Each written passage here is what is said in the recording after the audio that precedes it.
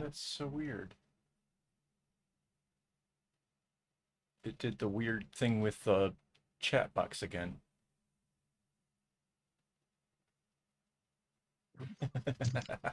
Yes. Revel in the chaos. Control is overrated. I love it. All right. Let's do this. We got sound, right? Yes.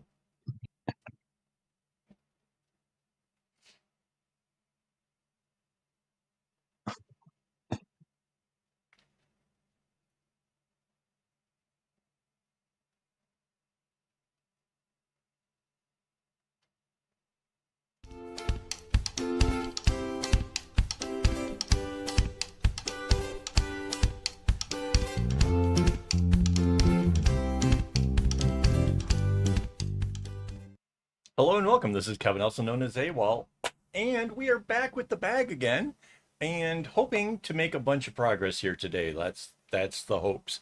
But before we get into all that kind of stuff, let me remind everybody we still have a secret word game going on, and seriously, guys, it's coming close to a whole year of waiting for you guys to guess what this word is. So remember, all you gotta do is chat, and you can win. These cool bracelets. One was made by me, and the other was made by Minute Craft. And I am joined this evening by my lovely wife, Mandy. There she is. Hello.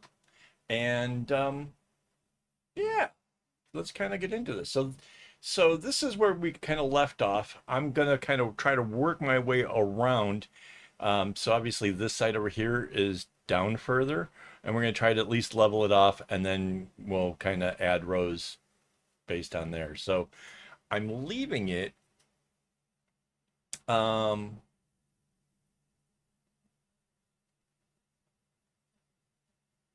Trying to remember how. Wait, I have to actually turn this because I can't remember how we had this running before. Yeah, so it's just leave off the one box. Okay.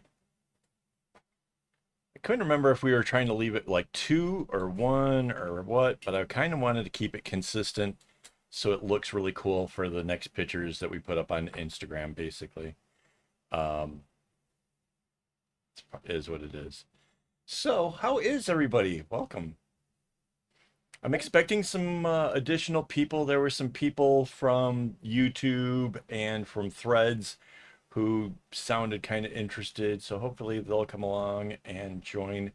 And thank you so much, Rara. I love it. I really like how these colors have come together. And you can see over here, we have the reds and the greens are kind of commingling. Basically, kind of means that we're kind of the way that the colors split up in two different directions, we're getting to the opposing colors to being here. So if we get twice this length down, we'll be back to where the red joins back up with the red again. So it'll have made the whole way around. So I think that's kind of neat. Kind of excited about that. I think it'll look really neat when that actually happens because the pieces of where the other reds kind of touch on the boxes will kind of have like a houndstooth effect to it. So I think that's kind of cool.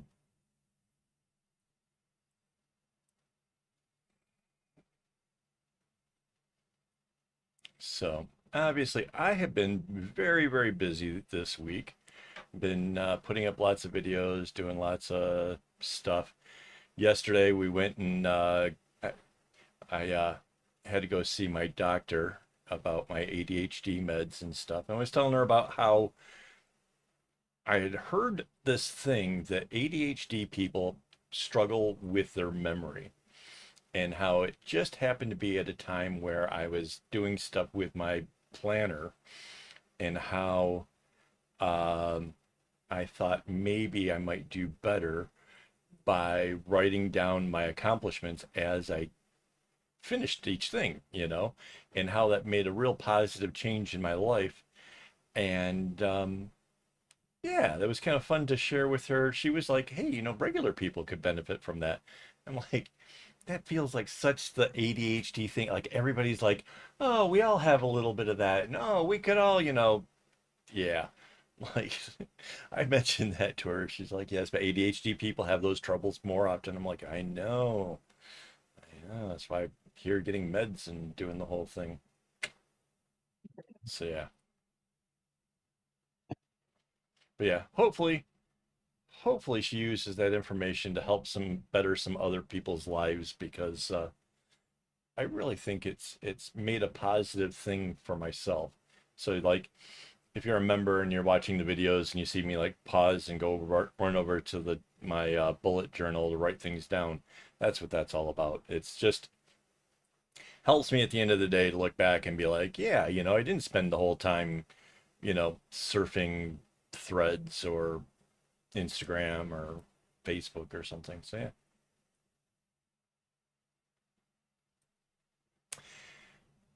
Mm. So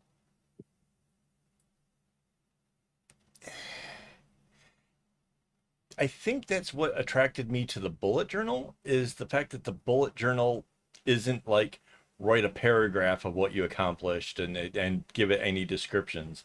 I'll just say I finished doing video whatever pattern number or from picture number whatever.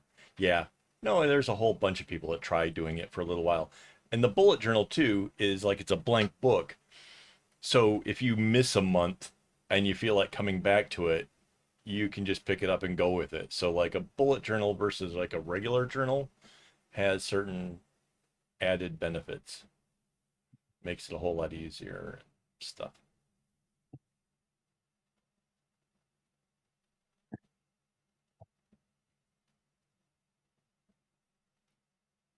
But yeah, it does take a little bit of work. I mean, for me, I got to kind of keep it. So my journal is actually like right over here.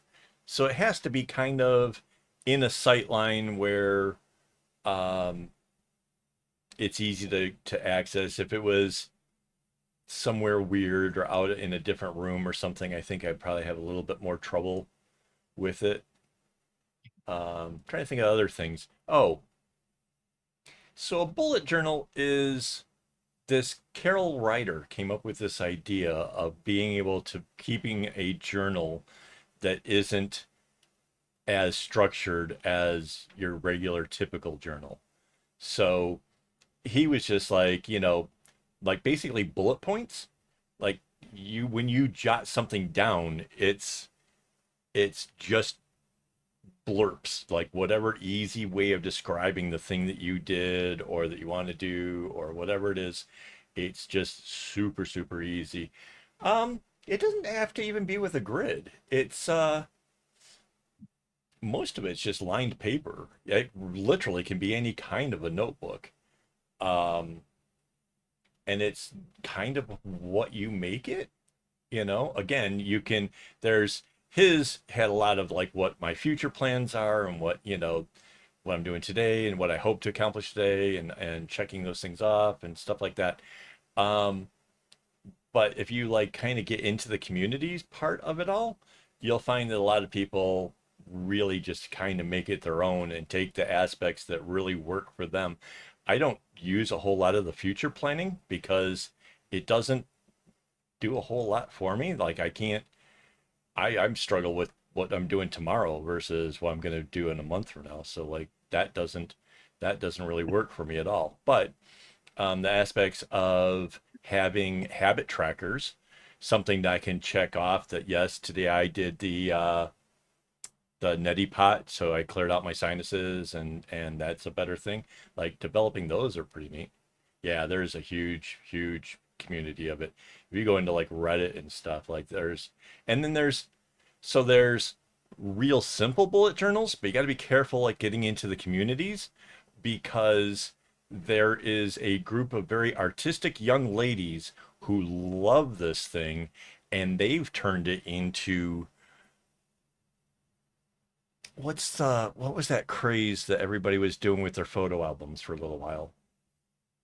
Uh, Scrapbook. Scrapbook. Yeah, so their bullet journals look so picturesque and they're so scrapbook-ish and they're so over the top.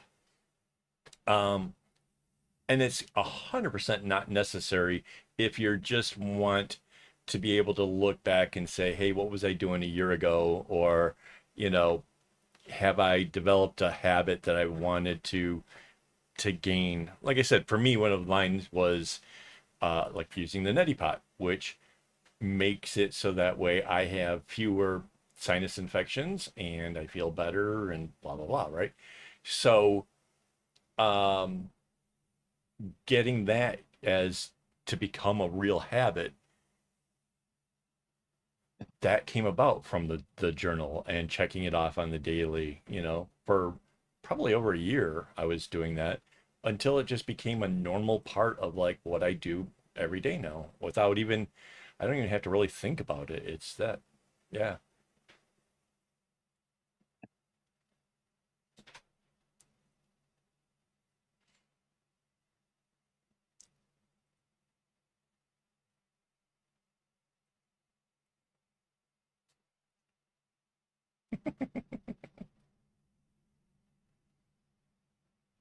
Yeah, so for me, for the most part right now, what I use it for is kind of keeping track of the things that I've done. Um, if Mandy were to say, when was the last time I, you know, did something with the fish tank or whatever it is, I can go back in the journal and figure it out. Or when I had a doctor's appointment or just things that kind of go on in our lives, I don't have to think about it any longer. It's just written down and I can look back at it. And then there's the whole, you know, um, like I looked back at last year's thing and just, remembering some of the highlights of places that Mandy and I went to and things that we've done and stuff. So it's really nice about that.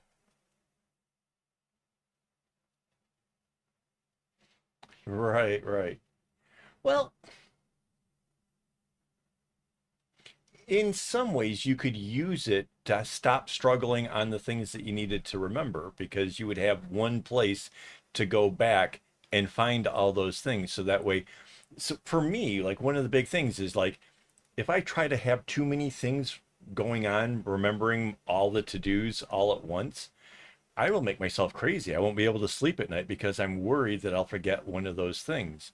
So having it on paper where I can be like, okay, all I have to do is go back and look at the book and I can forget about that for now while I work on something else makes it easier for me to actually accomplish all my things without having like, because I think of it like a computer. Like that's if you have it stored in your actual working memory, right, your RAM, and you use all your RAM to try to remember all the things that you're supposed to be doing, um, you won't have enough RAM to actually manage the tasks that are in front of you. So, I kind of use it a lot for that kind of stuff as well.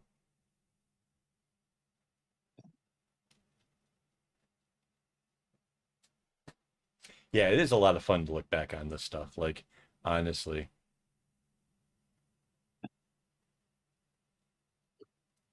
Yeah, and I bring it along like when we've gone on holidays and stuff. I have the my journal is in, it's got this cool leather bound thing around it which keeps pens and all kinds of stuff, and I got various stickers from God knows what stuck in there, and yeah.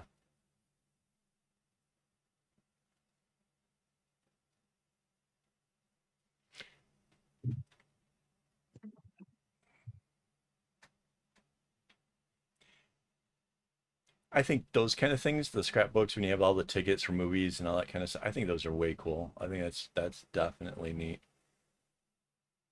We had a box somewhere full of that stuff. I think a lot of the tickets though were done on that weird like Thermal thing. yeah, the thermal ones, right? So after a while they just sort of fade away, which really sucks. It seems like once upon a time you could keep, tickets forever and, cherish them, but kind of going away.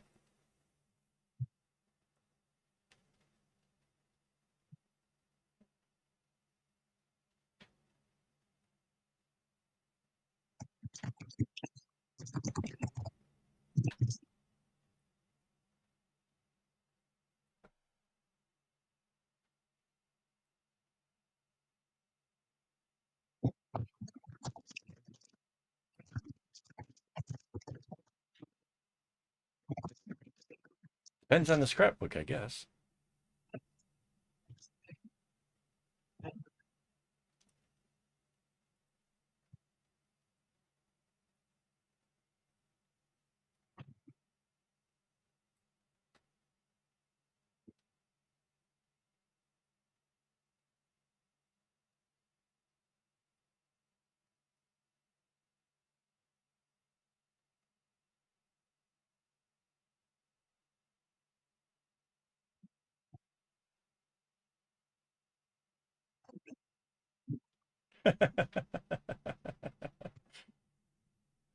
Agreed, agreed.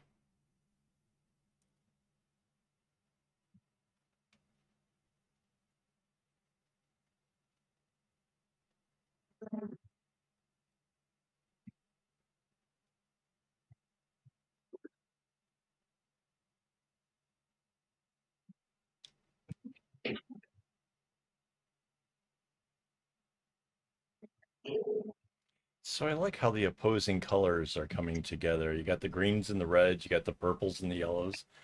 It's, I really like this part of it.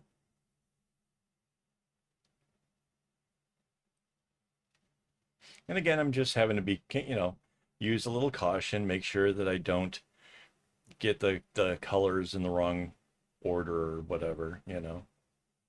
It's just alternate, so at this point it's kind of easier. Yeah, I think at this point I don't think we get a lot of kids here, to be honest. But I mean, yeah, kids, you know, we're a little bit older and not exactly wiser. I always thought that by this age I'd be like, some kind of like, so wise and whatever, and that, yeah, I'm not feeling it yet. When I was a kid and I looked at people in their 50s, I thought they were like they knew everything. The whole universe was all figured out for those people. Now I'm starting to doubt it.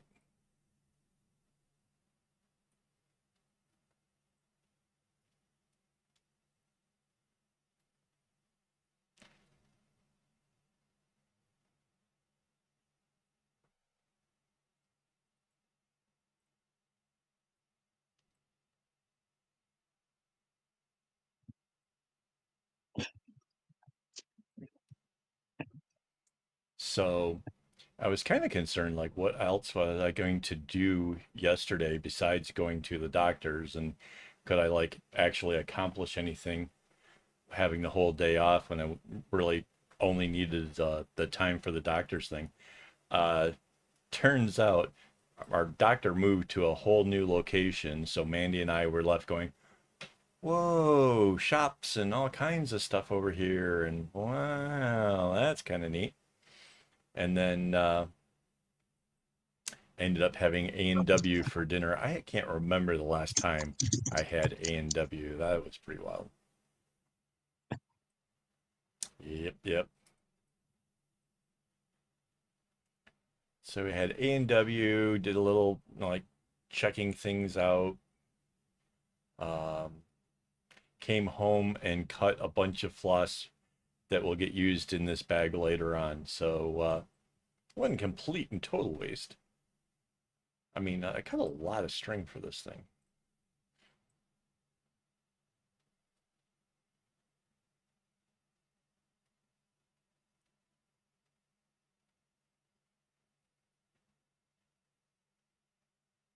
Hey, it's a minute craft. Welcome back. Long time no see.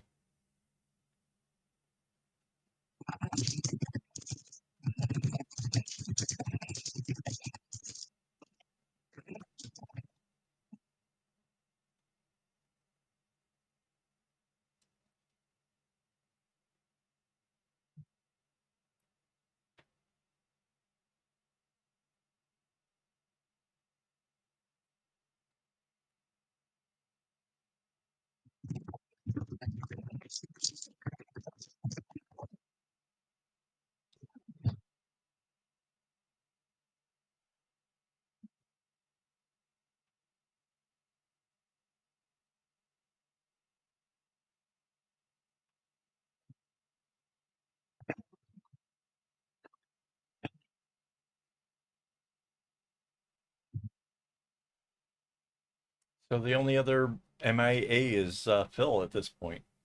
Well, oh, and yeah, we got a couple people that should be around.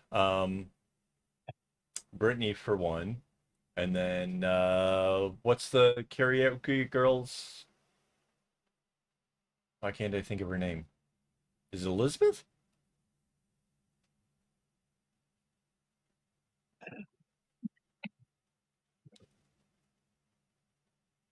Oh, I bet.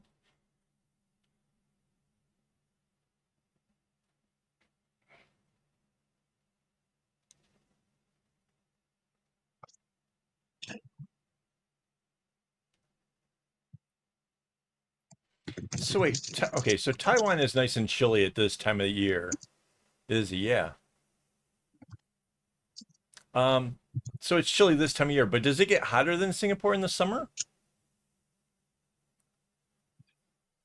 Because it's further north, right? So it's going to have longer days, shorter nights in the summertime, so it should get actually hotter, right? It's not like living there all the time would be great.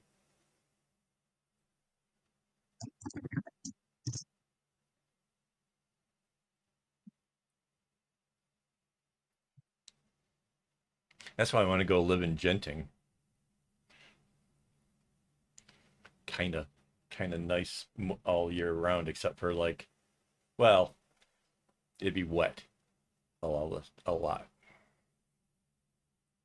Yeah. So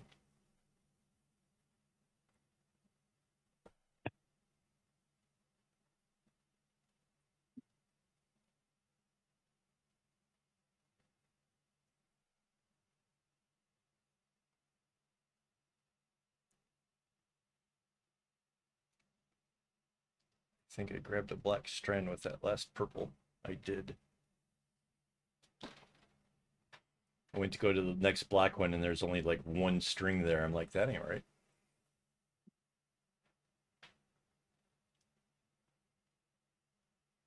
Oh no.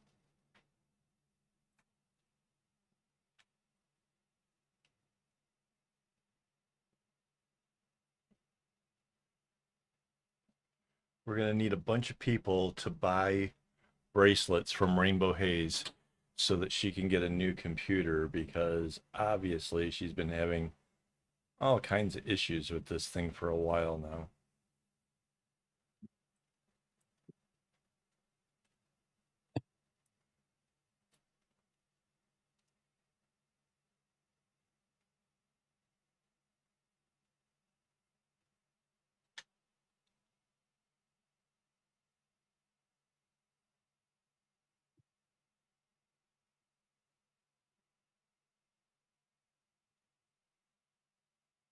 Now I'm wondering, is it like happening to everybody? Like, did the string get weird? Seems fine on my end.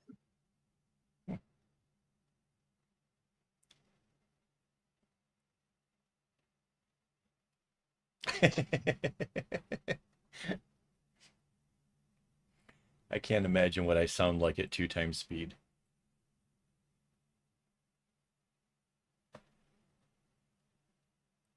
I suppose I could watch a video of mine and see what that would be like.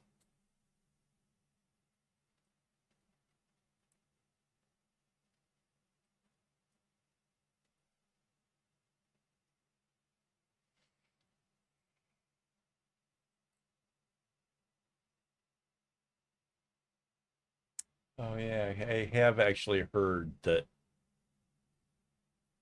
Brit's internet is bad. But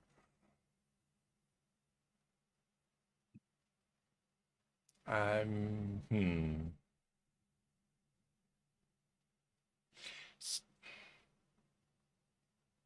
Is it different in Brighton? How do the bigger YouTubers. They lived, so PewDiePie used to live in Brighton, and Sean, Jacksepticeye, lives in Brighton. They do like long streaming stuff, so they have to have like decent internet.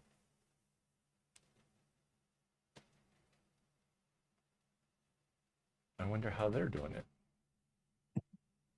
Is there different, Maybe it's just infrastructure, like city like some, versus suburbs. right? Yeah, I don't know what Brighton's like. I just know that that's where they keep talking about that these YouTubers lived.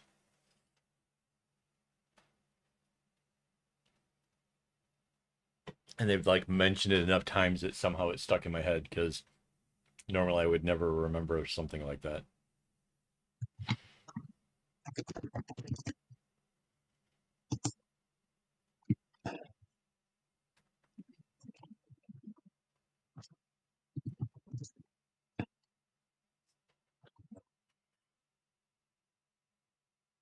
I'm somehow picturing like the whole like watching me buffer has got to be a lot like seeing me in real life, like the whole, huh?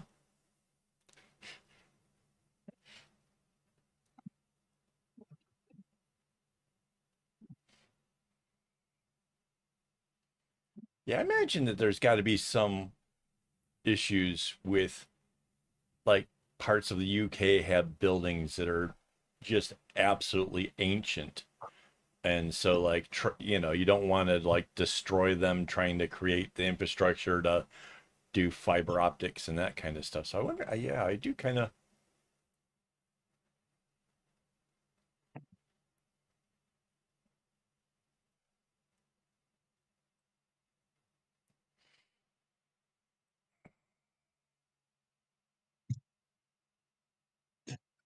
think of who?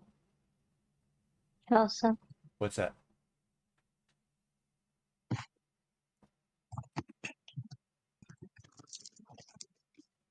the writer, Canterbury Tales. Oh, no, I don't feel so bad for not knowing it because that doesn't sound like it would be something on my radar.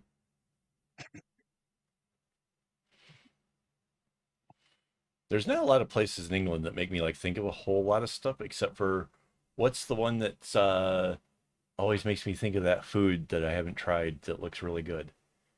Every time we watch the Escape to the Country, we see them do that. And we're like, oh man. What? The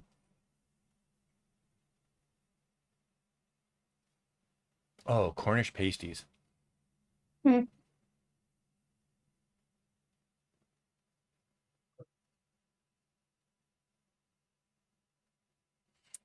Um, I think there's some stuff like that in Portsmouth where I stayed when I was in England for a little while, and then my grandparents lived in Oxford, and I know they had some ridiculously old stuff there too. Like some of the stuff is like you can't go in it. They're completely falling apart or whatever, but like just ancient things. Some that were damaged during like the war and stuff, like just crazy stuff, man.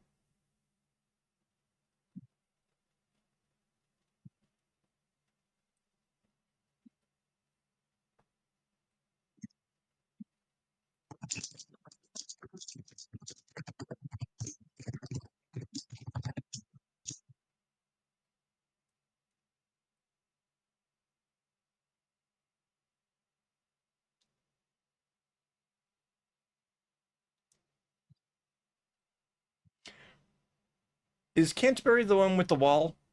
I always get that one confused too. I went to a city where there's a wall with like stones that are flint going all around it. It looks kind of crappy, but it was sort of cool at the same time.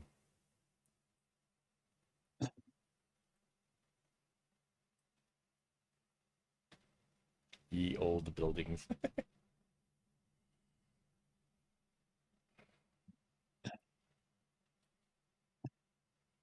Yeah, and there's a whole like crazy art of retrofitting stuff to you know, put new things like electricity into these old things. Yeah. So yeah, I've been to Canterbury. That wall thing is like just amazing. It's crazy old. Oh, I've been to a castle. Oh, I can't remember which castle it is now. I went to a castle and there was a lighthouse that was built by the Romans 200 years before Christ. And that's like actually inside of the castle. Like that to me was like it's as old as America plus whatever year we're in.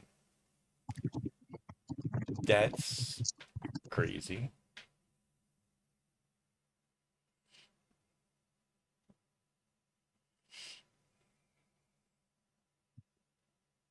Oh yeah, Chiang Mai was a cool one. I like Chiang Mai. We should go to Chiang Mai again. There's good food there. Oh my God, cashew chicken. Oh, too early for this. Wait, can't get doing the food thing out so soon.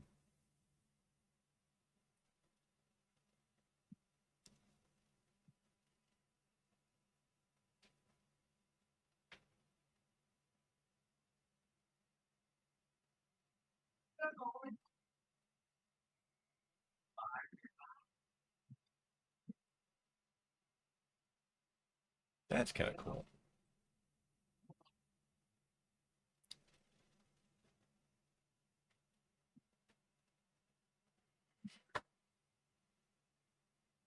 This kind of goes back to that whole thing that we were learning about the Vikings, right? Like the whole Vikings come through and they were just pillaging so much that finally Britain was just like, here, have a big chunk of land and stop it. Like that's probably why the cities all have the walls, right? I mean, that's got to be the whole.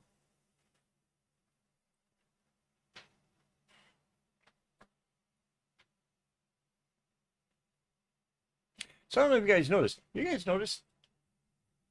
I mean, you guys look great. I don't know if you can tell there's a difference here, but look at this. I can reach all the way out and still not get to where you are. It is awesome. This whole setup has changed here, and I'm absolutely loving it.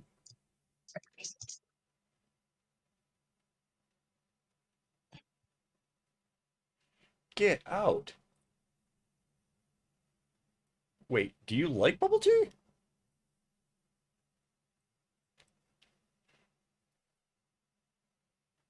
Like me going there and not having bubble tea, that would be like that checks. That totally tracks. We sure.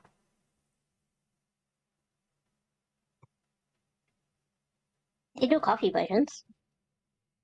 Yeah, but I don't need the little squishy things. It's just a whole weird You don't texture. have to have them. Wait, what is bubble tea if you don't have no bubbles in the tea? It's not a must. There are the toppings or no toppings. Okay, so this is absolutely news to me, guys. Like I had no idea that that's literally, yeah, no. So okay, what is coffee like in Thailand? That's Taiwan. or Taiwan, sorry.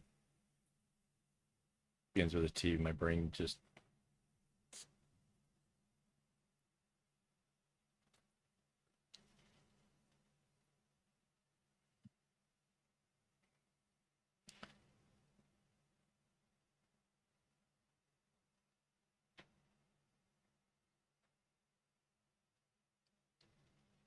I kind of want to know what the coffee is like. Like, do they have like Just get it. more interesting coffee? Is that the one that what's her face? They came back with that instant stuff that was weird. No, I bought you bubble tea coffee before. Oh no, I'm talking about what was the tea that we got in the box that from your n- cousins, niece, whatever they are, the kids, the gymnastics. Did they come back That's from? from Thailand. Oh, see, I get them all confused.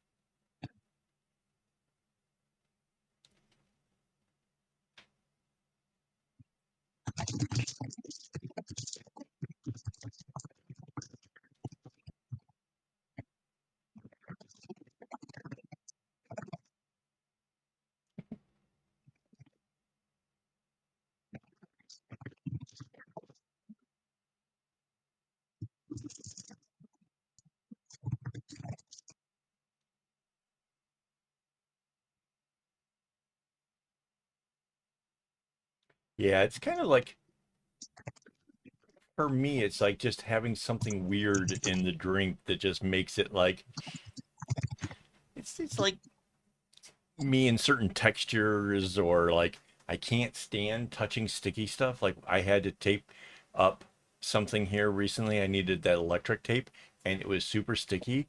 And the whole time I'm using it, I'm like, ew, ew, ew, ew, ew. Like, yeah, that's the kind of thing I get from like having those weird bobbles in my tea. It just, I wasn't even really a big fan of.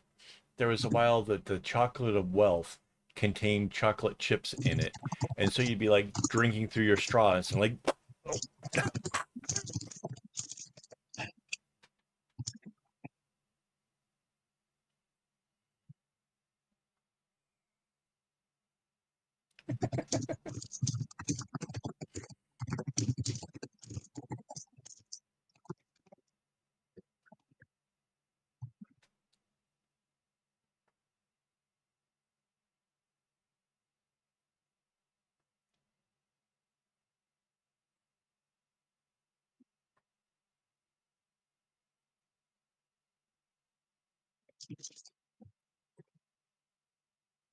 Stream Elements timed out my new craft for using caps. all caps.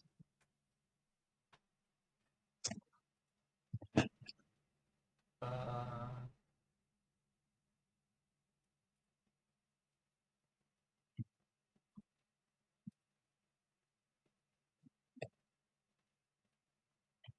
wait, that's not what I meant to do. Did it come back? No. I think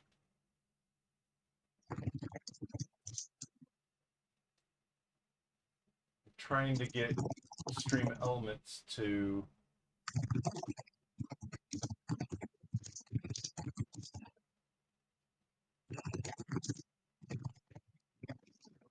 Yeah, I didn't realize that that was a thing. Yeah, that's part of the new stuff along with the upgrades to the chatbot.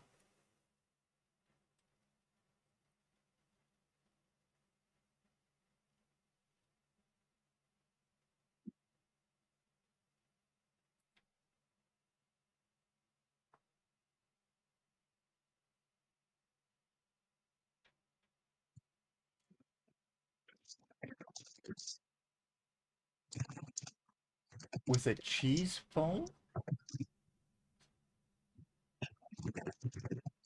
Oh my God. Yes. No.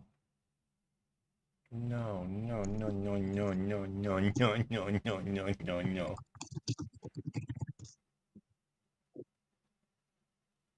It's yummy. But you know Uh, how I don't typically like milk in my tea? right. I don't mind the cheese foam. Yeah, see, I can do a little milk in a coffee. That can be fun. But I mean, that's how I used to always drink it.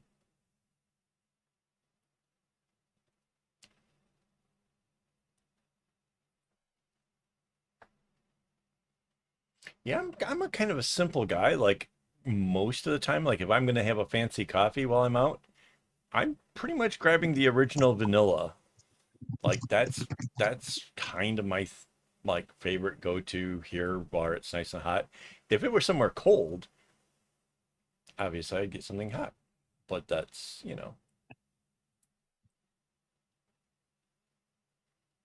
not that I don't drink hot coffee here. I have like 3 coffees a day. But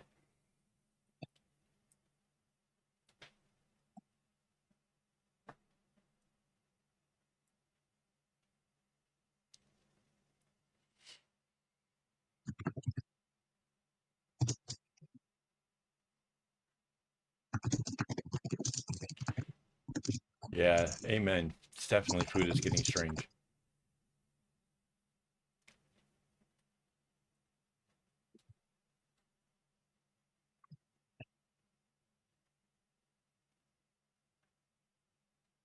I'd much rather have like a sugar cane. I haven't had that in a while. I could go for that.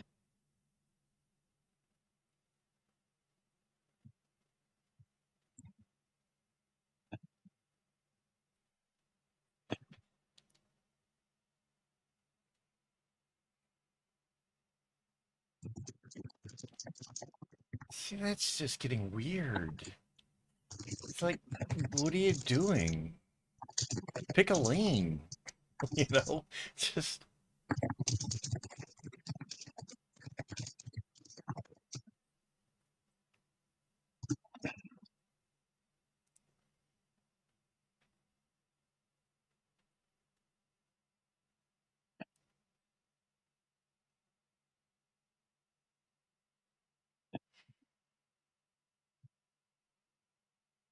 I don't know that any of the places I go to actually add the lemon or lime.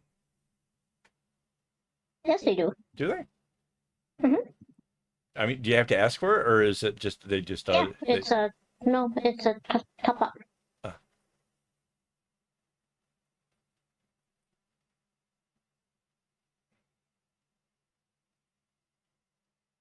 yeah, I like it just as it is. I don't need to mess with it. It's already good. And it's one of those things like I never had it before in my life before coming here, and so it's just neat.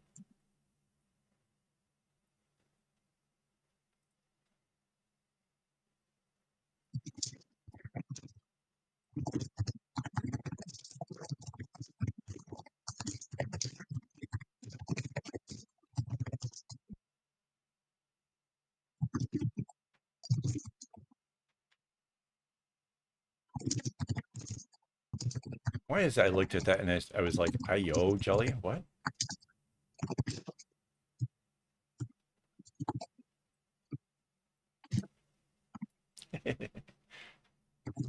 That sounds like something Mandy would say right before she had me like try Duran.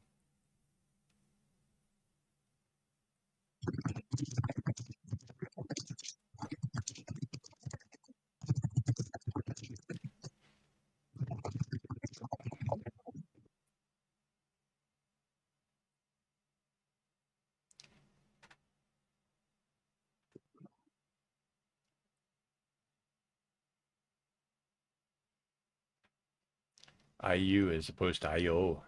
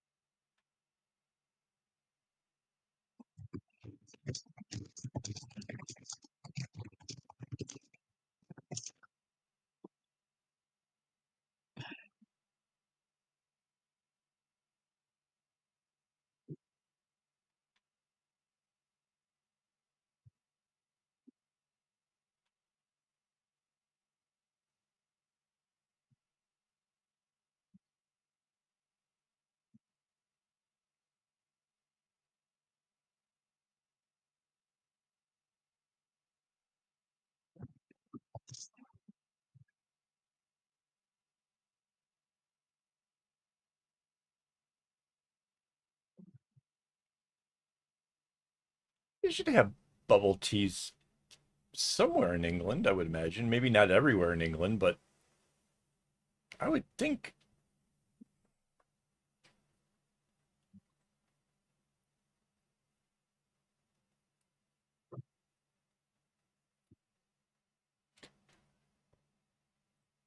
So now I kind of want to pull up like a Google map of Maybe England. maybe it's And difficult because the tea culture is so strong there.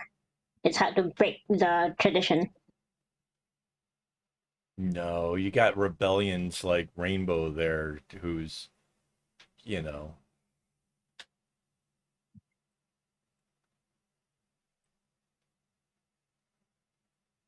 right. Yeah, it might be one of those things where like you have to actually be looking for it to find it. Right. That's what I was guessing, that they're just not everywhere.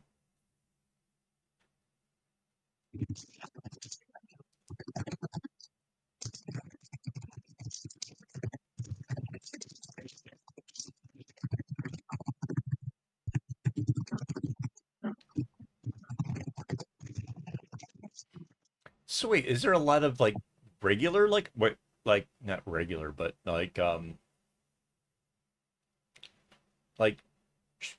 places where you would go and have a cup of tea, like different from like say a Starbucks or something, like a place that's just tea orientated in England?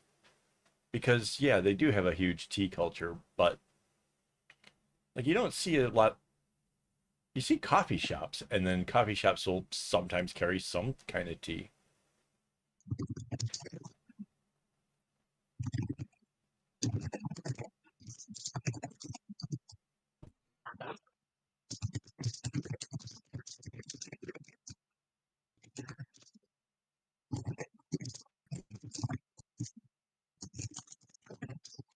Nice.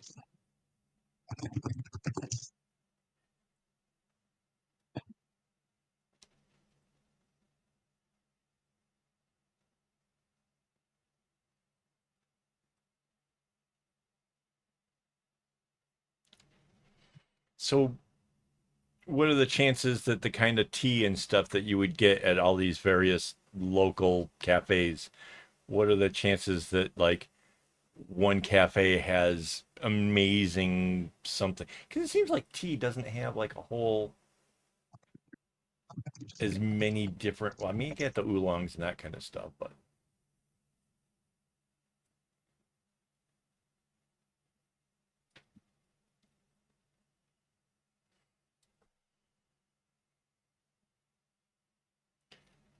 I a joke has come to mind. I'm going to just keep it to myself over here. It involved German and something. I just be good.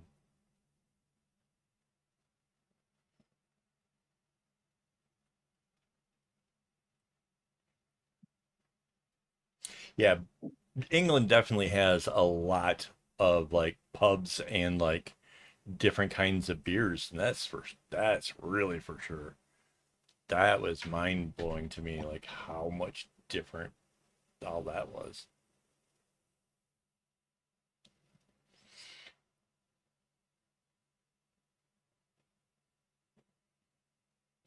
I don't know if you guys remember, like we had Mandy and I had go out a few weeks back.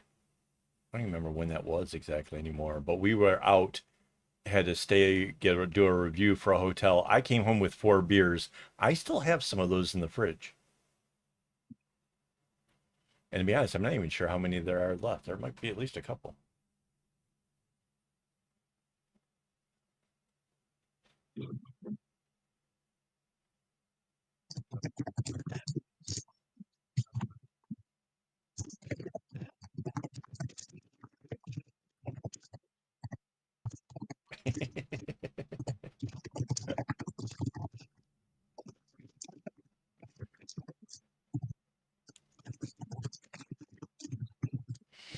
And suddenly I'm remembering the song "Where's the Rum At."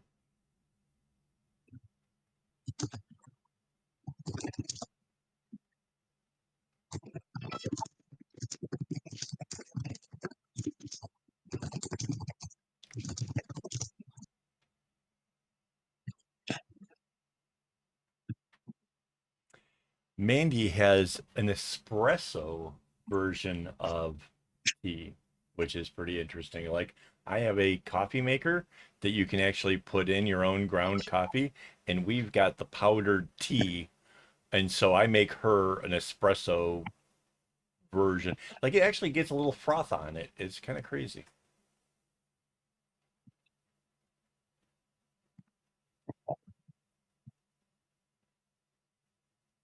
Wait, what are you stabbing? What?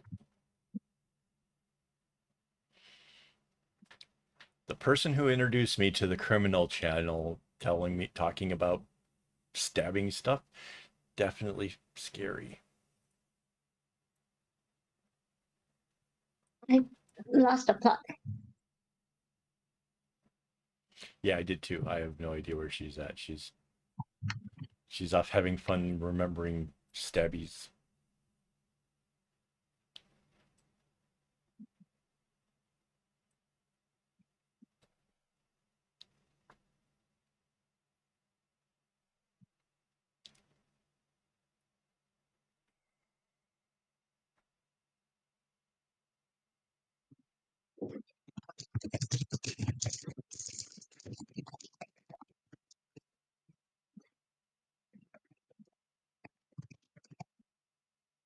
Uh,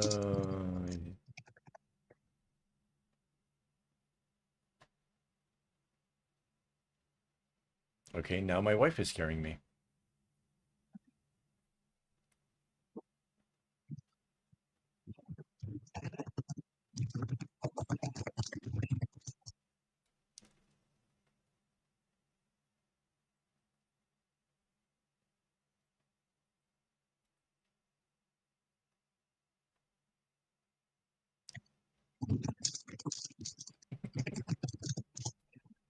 I'm surrounded by stabby women.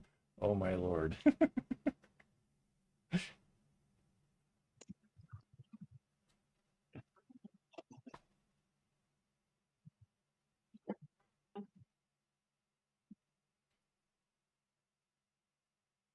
Most of my drinks don't come with the need to stab them.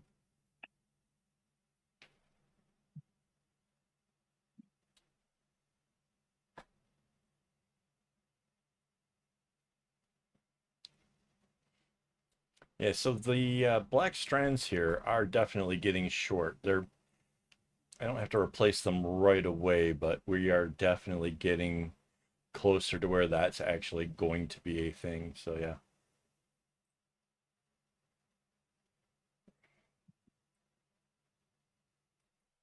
Yeah, but it seems like mostly the people who are doing the true crimes are the guys. So yeah.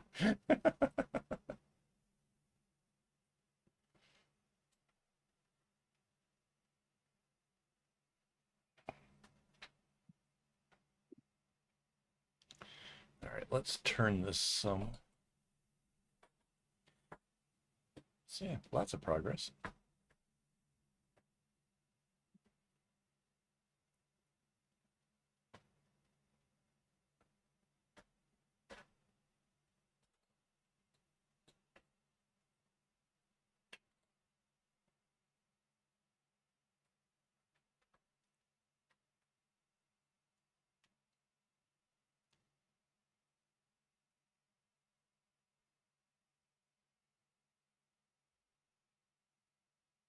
Oh, oh, right. That's you're not just watching the shows, you're researching.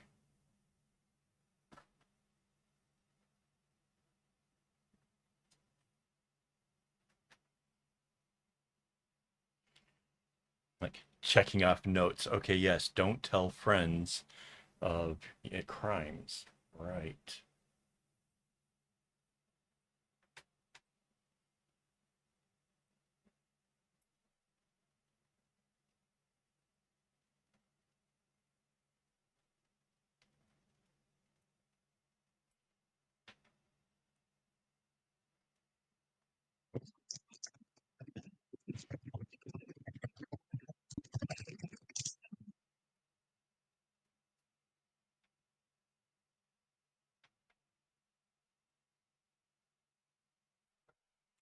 Oh, you know, it's I went and I looked up something earlier today. I was curious. Um, I was thinking that the smiley faces were going to start changing colors today, but it turns out you're just under the mark. It's like 28 or 29 days. So by next Saturday, the next time we do the live stream, the smiley faces will all be different colors. So that's kind of neat. Not that anybody, needs to keep track, but that's kind of, I just think it's fun. By the way, I should probably take that opportunity to thank my Patreon supporters who make all this stuff possible, as well as my YouTube members who have joined and are helping out. And yeah, thank you very much, guys. I really appreciate it. It does help us a lot over here. Like just string costs money, right? So yeah, it's a big thing. Um, so yeah, that was kind of weird. The camera zoom has everything to do with the fact that the cameras all got changed around in the last couple days. So yeah. Yeah, so I don't know if you noticed this too. This has got a new angle to it, which we didn't have before. It used to always have to be off from the side coming in. Um, but now we're having a looking down shot, which is I like this so much better. It's really good. The only thing is I can't lean too far in, otherwise I get right in front of this. So,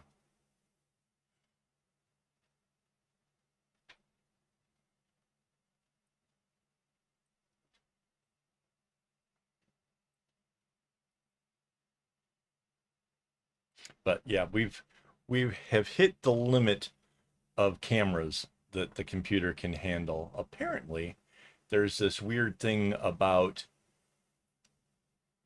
I forget what it's called, but like you know how you plug things into the motherboard or whatever, like you can only have one, like, so you plug in the thing, now you got USB drives. You can only have one camera going to that. Even if it had like 5 ports or whatever, you can only have one camera to that grouping. So you have to plug in another one to have a different set to have a different camera on it. So my my computer literally cannot handle any more than what we have. So that's something to think of for when I have to get the next computer, which hopefully this thing will last me a couple more years. Um, but like my antivirus and stuff, it keeps telling me like you should upgrade to the next version of Windows because this one isn't that safe anymore. And it's like, can't do it. My computer won't let me. So that kind of sucks. Oh, thank you. I love it too. I have been wanting that for ages. And someday in the future, I envision having it actually outside of the office where I can somehow control it and make it come on to let, people know, like, if they're gonna come into the office that there's actual recording or, doing stuff going on. But yeah, no, I love it. I think it's very, very cool. My wife got that for me. I guess it's kind of a Christmassy thing. It just came recently.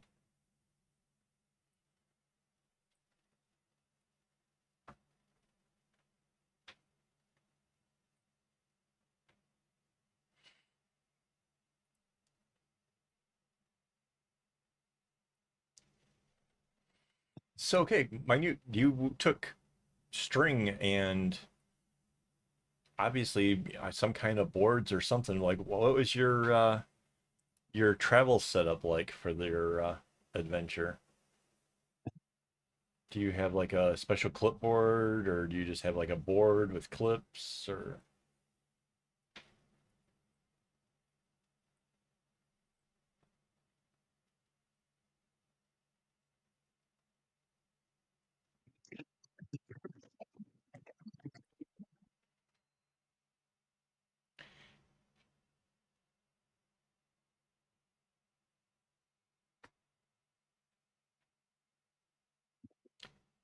I guess, yeah.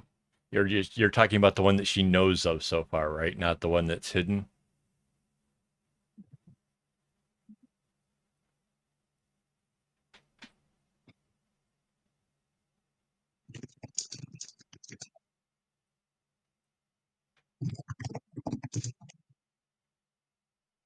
I got her a nice handbag from something Vines. Some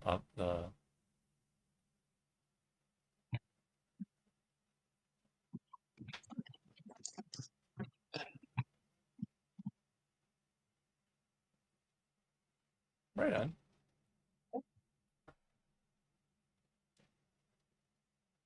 The board that's behind here you can get from Art Friend, which actually might be cheaper than Daiso.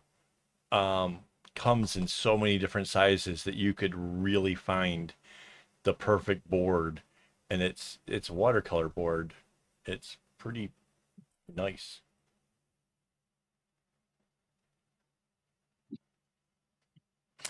Yeah, well, see, okay, one of the running problems is I have a really hard time on holding surprises from my wife. Like if I buy a gift, I get stupid giddy and I have to give it to her early, and that's why she knows what she has her Christmas present already.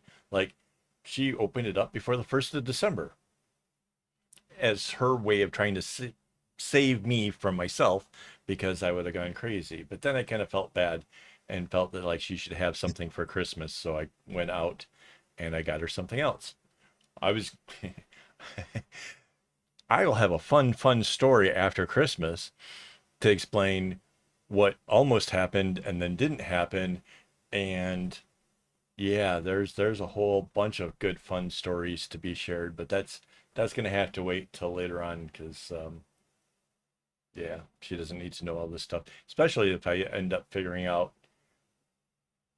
stuff.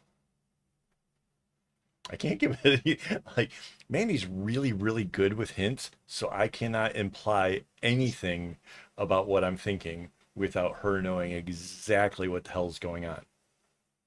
So,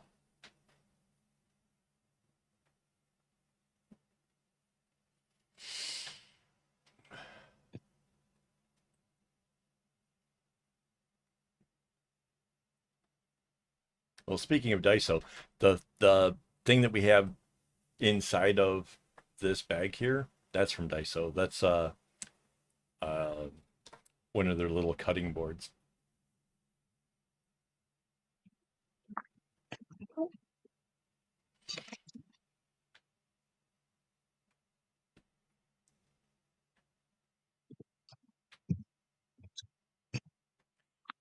It's one of the boards I had that was really good. I got it at City Square. There's an art thing on, I want to say it's the 4th floor. And the board itself was made for, what do you call it when you make the paper kind of bubble up and have texture to it? What's that called? Hmm? Remember the thick whiteboard that I have? It was being sold for something where you use a tool and then you use like these little template things and you put your paper on it and then you kind of I think you might actually have to moisten the paper a little bit and then you use the tool to make the paper have 3D effects. Embossing? Embossing. So yeah, there's a I got a board from there that was made for embossing, which is absolutely amazing. It's probably 5 or 6 mm thick. It's white. It is. I still have it. It's around here somewhere. That's a great board for travel. Like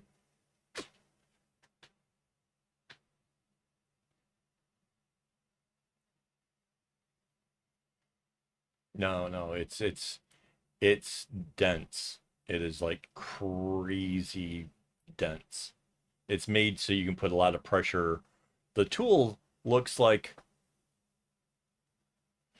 bit like a stylist, but it's like at the very end, it's like a ball, and then you use that to make the paper embossed. I never tried the embossing thing. I think I have the some of the pieces for doing it. So, hang on. I got a airplane trolley right here.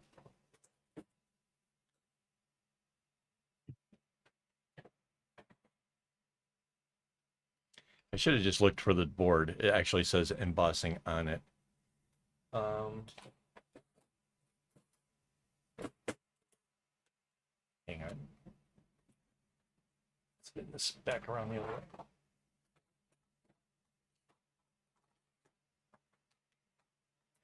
I got these.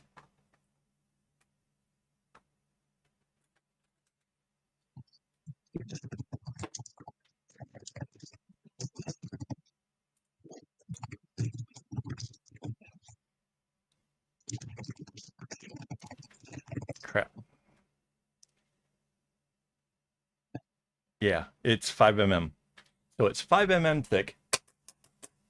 Solid as can be. It doesn't flex or anything. You put this into a backpack and it's going to make it so that way nothing pokes you, which is pretty awesome. And then, yeah, it's going to hold up forever. Like I will have this thing forever and ever. There's very little I think that could really destroy it. I mean, sure, if I got hit by a car or something, it'd probably wreck me more than the board though. Shoot, goes on the other part.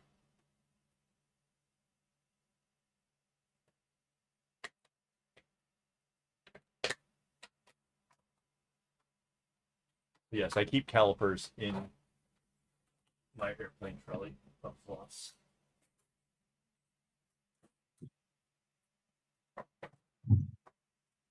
There was a while I think I was using this board when making videos. I think if you go to some of my really earlier bag making and other things, you might actually get this. So this came from, there's an art store inside of City Square. Or that's the right one, right, honey? The one that's that by where I used to live. So yeah, City Yeah. Square. It's up. It's got to be like, I think it's the fourth floor. There's an art place up there. They have easels. They have amazing easels. They have all kinds of like really cool stuff. They're really different from most of the art stores that you go to. And I don't know why that is. I can't remember the name of the shop to save my life. I can't think of it. Looking. Crafter's Paradise? Yeah, that's probably it. Yeah, that's probably it. Yeah. Neat store. Definitely a neat store. Haven't been there in a really long time.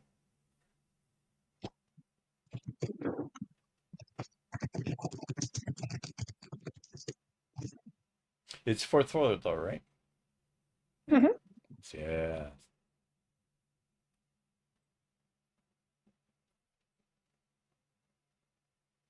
Like it's weird. Like my brain will like store certain things that are completely useless. Like that.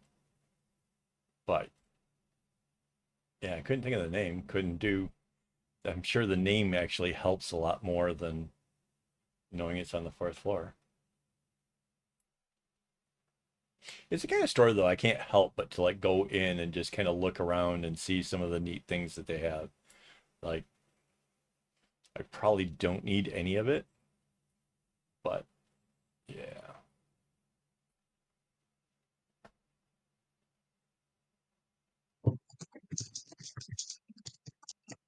Wait, does Crafter's Paradise have a website, like a shoppable website? Because I am slightly curious. I'm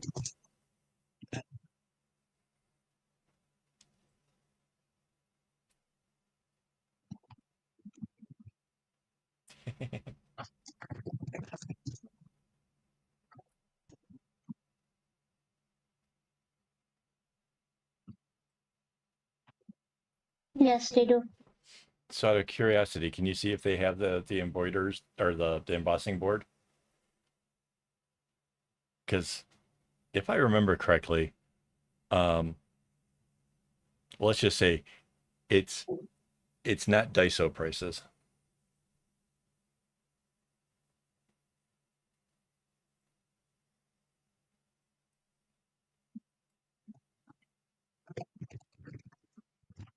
But yeah, putting that thing in my backpack, it's like it's so flat, it's so stiff. Like you don't get any of that lumpy feels and stuff, and it's a perfect size. It's like A4 sized. Like I said, that thing got a lot of use back in the early video stuff. Don't see it. Yeah.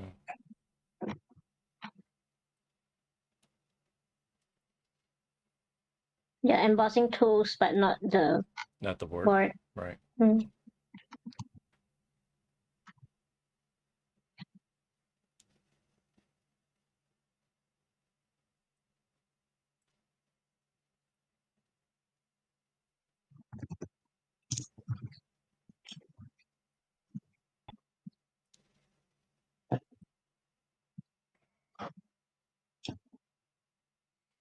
Yeah, so I used to stay in the Lavender area when I first came to Singapore. So that mall was like really close to where I was staying. So went over there a lot. Like my first flip-flops came from from over there. Those they were pretty neat. What's the shoe store that is in think it's Indonesian or something? But where did I get my first shoes from? A lot of kids go there for school shoes. Bata? Yeah, that was it. Dude talked me into getting the slightly more pricier ones and stuff. And yeah, good call. Definitely a good call. Guy did me right. Even if even if it was about making a little bit more money, it was definitely better shoes. Yeah.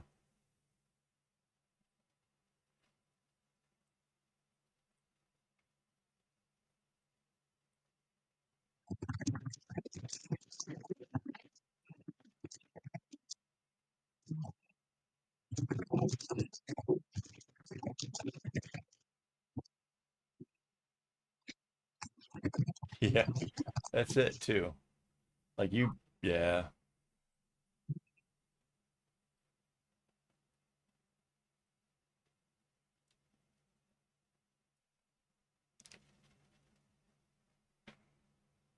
Yeah, a lot of the stuff that I get for doing the crafting and stuff is meant to last me like absolutely as long as humanly possible. Like this board here is kind of it's been around for a while, like at least probably during the big project and stuff. That's why it's kind of dirty and whatever. So eventually I will grab the can of white spray paint and try to prolong it even more. But that other board is like it's not just plastic. It's stupid rigid. It's like crazy. Yeah. Yeah, I don't know how this one's supposed to work. I think, if I'm not mistaken, like I said, I got these stencil things, right? I used the stencil things with my watercolors, but I think they were supposed to be embossing ones. And I think what you're supposed to do is attach them onto this board, and then you attach your paper on top of that, and that's how you do the embossing. I think that's how it's supposed to work. So I don't know how to add that to the whole part of the search. Like it's like the base of it or something, I guess. I'm not really Mandy's like usually the better one at doing those kind of searchings, finding that kind of stuff. But yeah, I would imagine like add the word base to it because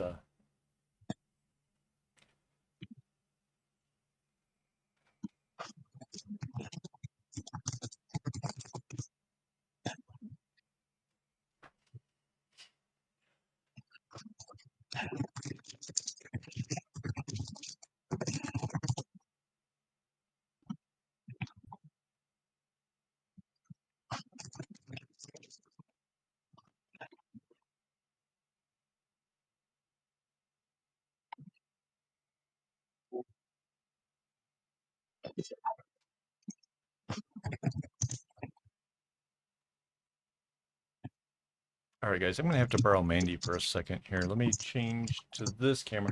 Honey, could you come over here? I normally can't smell things, and I smell something, and I can't put my finger on it, but it's.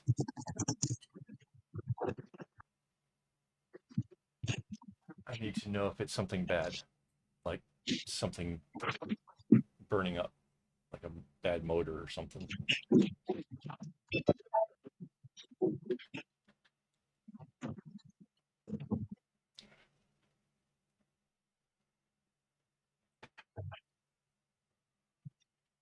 Does something smell like it's like plastic burning? It should smell like nice, pretty room because I have this in here. Did you smell it? I can't tell what I'm smelling. What does it smell like? It makes me smell pretty and Is there like a bad smell? Like a burny plastic smell? Why do I smell something that smells like that? Okay. I was worried that maybe the disco light motor or something was burning up. Okay.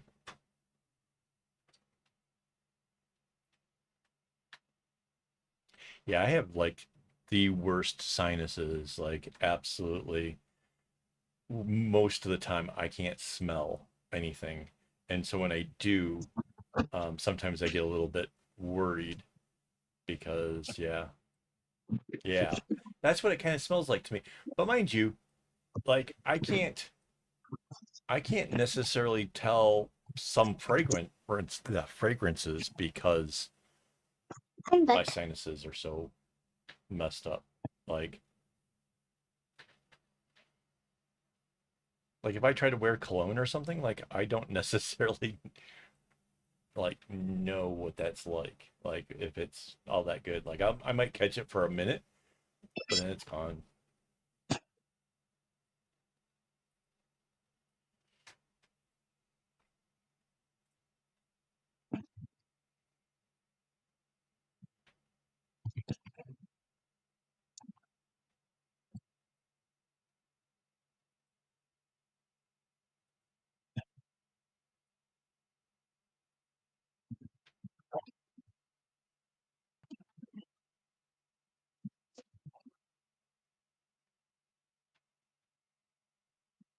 Yeah, the fact that Mandy can't smell it tells me that it's in my head. But then it makes me wonder what is it that my brain is processing on that makes me think that that's there.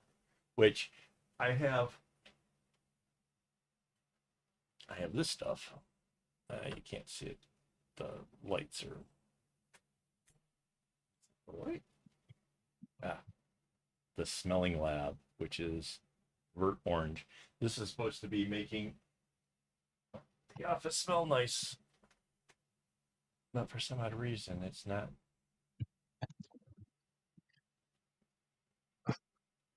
It's not how my brain is interpreting it.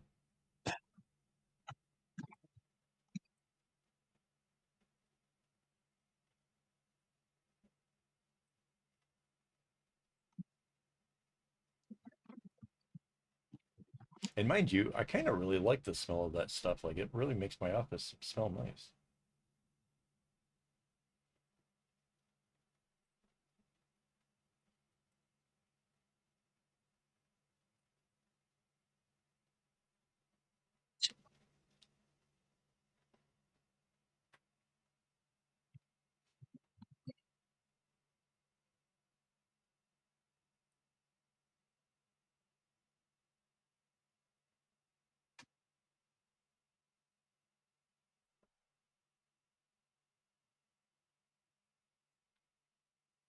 Yeah. Speaking of my sinuses, like I have an actual fear of bad milk because um basically that too many times I've smelt and thought, oh, that's okay.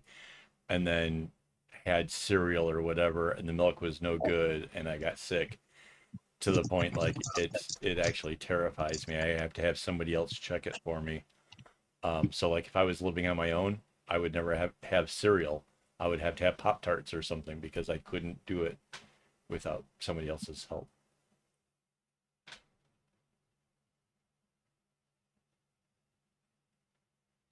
Oh, I remember somebody doing a review about that happening. They're handicapped, right? The person whose house burnt down, they were handicapped. They got out, they survived it or whatever. I got out in time. Um, and then through donations or whatever, they got their place rebuilt. I remember that.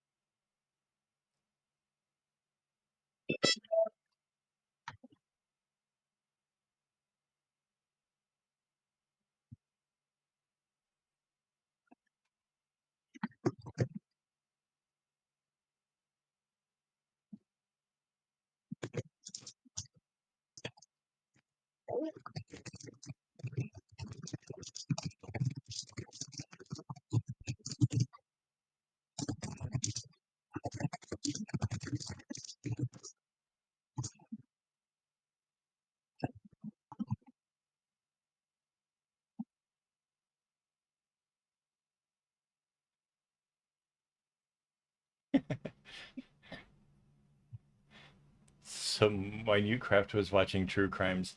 I was watching business plays. Same dude. Well, most likely the same dude if I'm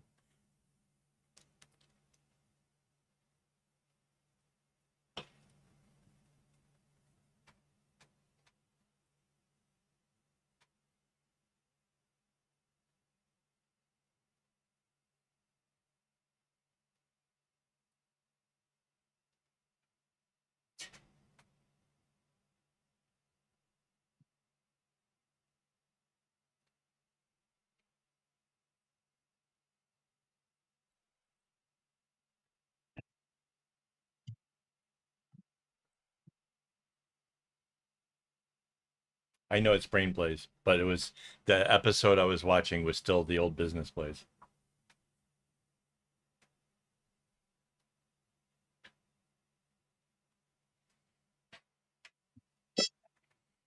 It was about stuff that's ridiculously overpriced.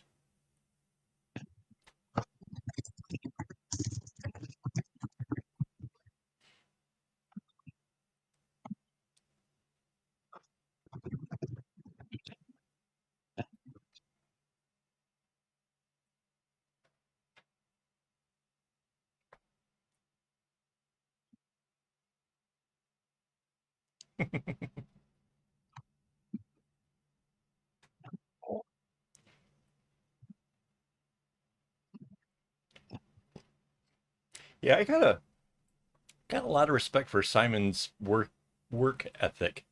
The dude's got to be recording like all the time to be able to have as much content as he has. Like, where are we at so far? Without including the live streams, I'm only at 356 videos that are public. That's not including all the stuff I did back when for the Patreon. I'm just 356 videos only.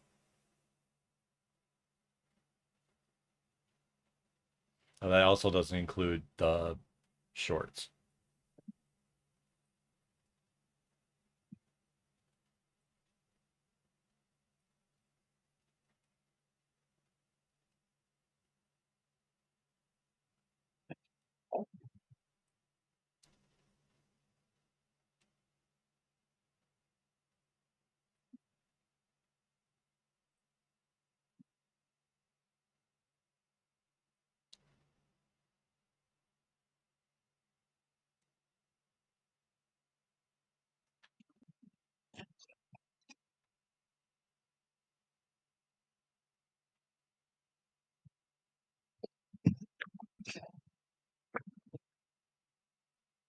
Thank you.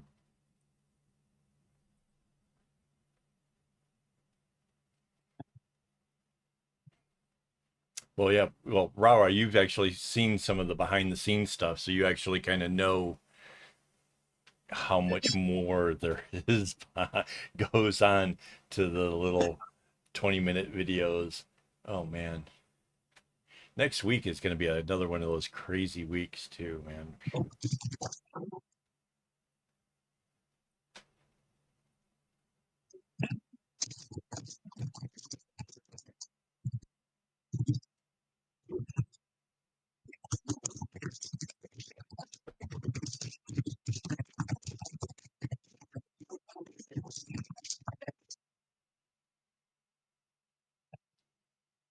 Yeah.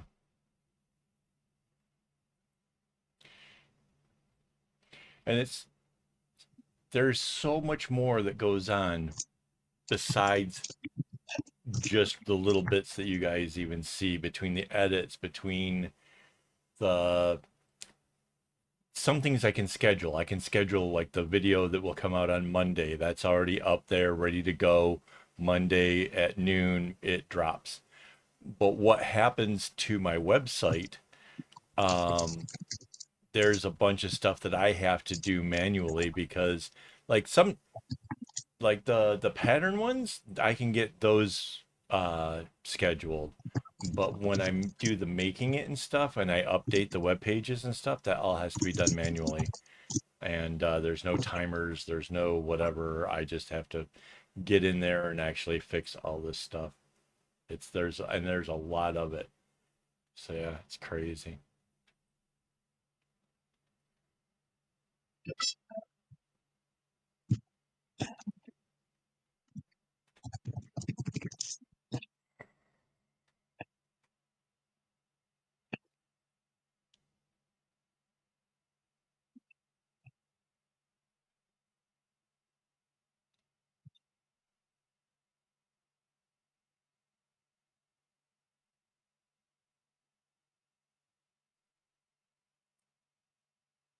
Oh, and I don't know if you guys saw it. I have a schedule is already out for next week. This is what it looks like. I'm here every day except for Wednesday, and that'll be my day to get away from it all and play music and be silly.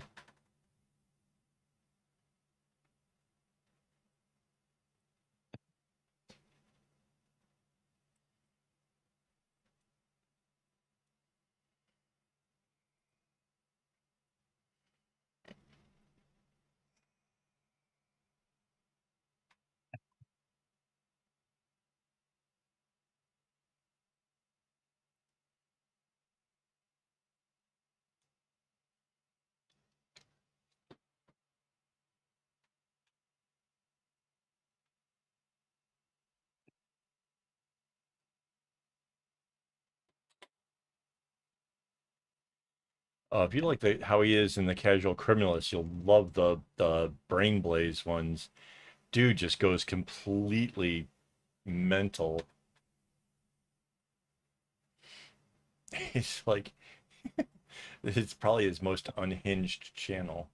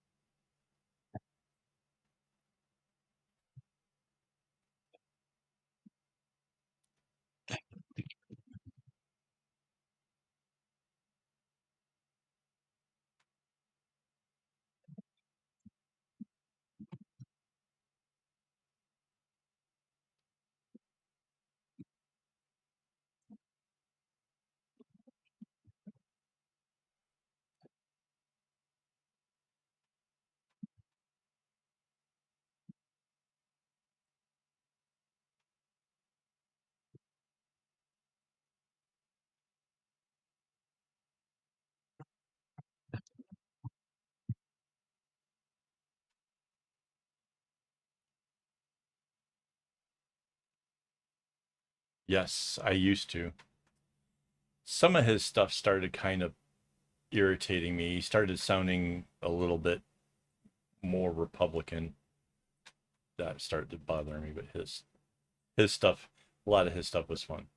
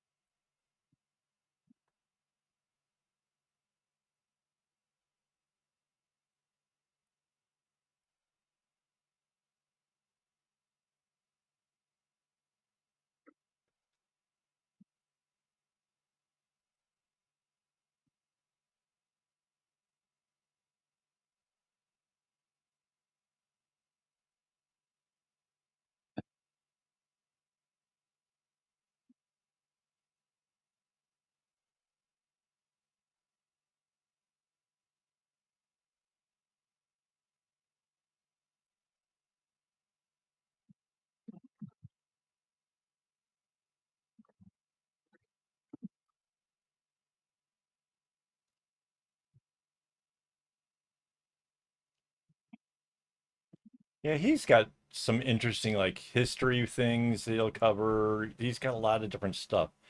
He's it's an interesting channel, but like I said, some of it like I said, some of the, like the more recent stuff started becoming like, you know, I don't think it was like, just calling out woke as being bad, but it was along that kind of line when I was just like, yeah.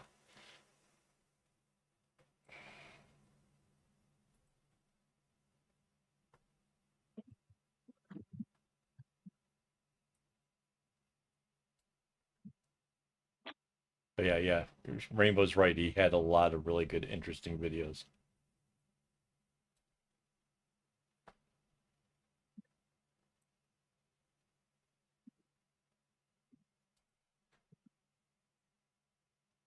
And he's been around for a really long time, I think.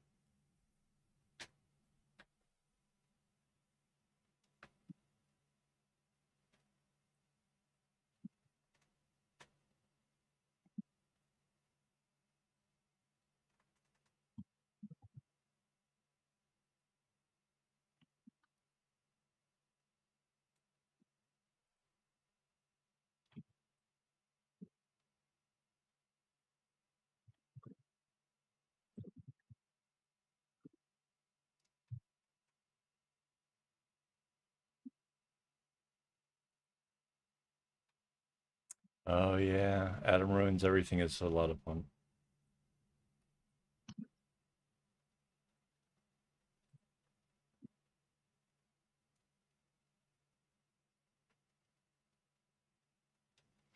His his content, I'm pretty sure he has writers and he has people that helps him along, um, which kind of really helps a lot. Like that's got to be pretty nice to have somebody that keeps, you know, because you have to do it on your own, man. I tell you what, it's yeah. Adam Ruins Everything. He's pretty hilarious.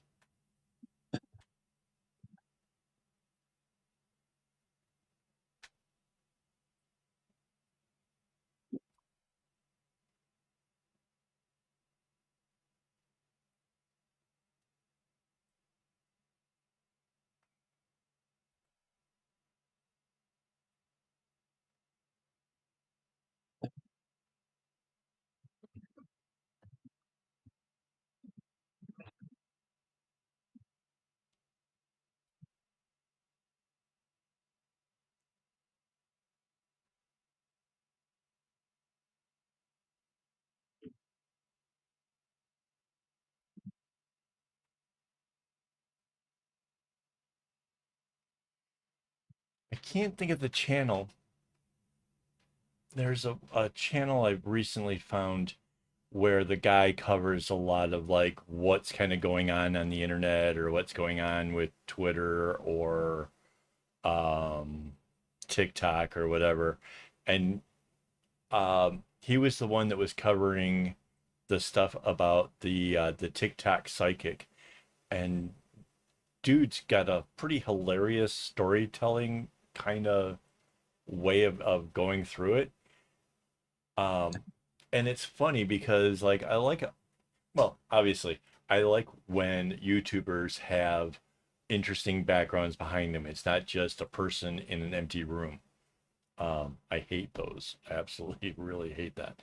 But he just has that carpet that you give to kids that has the little roads and buildings and things on it. That's his backdrop. And for whatever reason, I just think that's kind of hilarious. Like, I wouldn't do it because that's his shtick. And I think people would pretty much immediately pick up on it. But yeah, I think that was a pretty clever one. Like my whole thing has evolved. Like it slowly builds up and new things get added. We got new on the air sign. We got I don't know if you can see we got a little Christmas decoration over here. It's Bruce. What is his name in the show? In that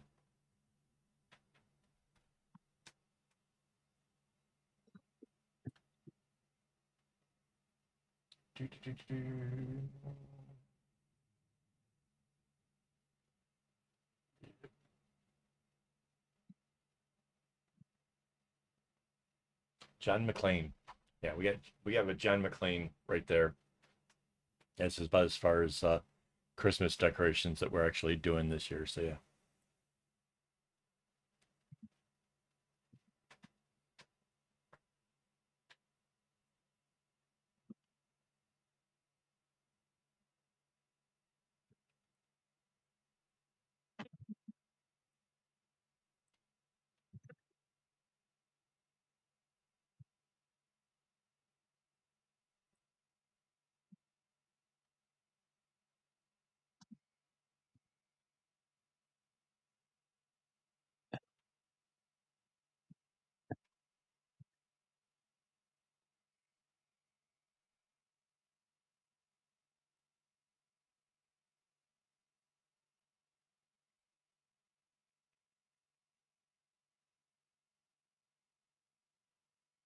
I have no idea how far it takes before I get all the way around this thing.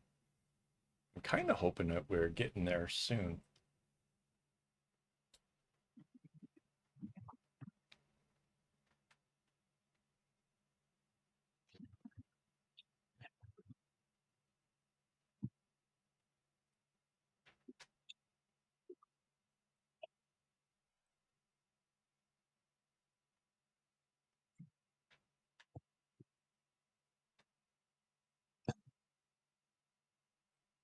Yeah, I guess there's a bit of that for me, like using YouTube to learn things.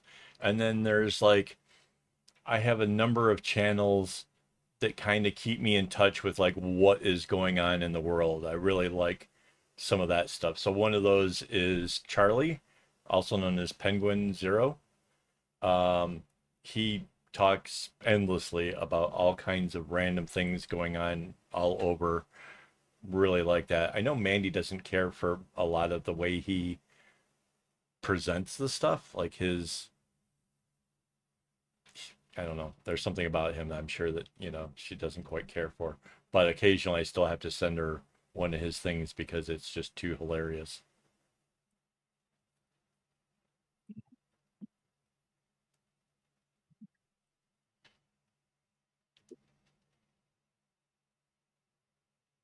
Oop, leaned in too far. A portable reflector?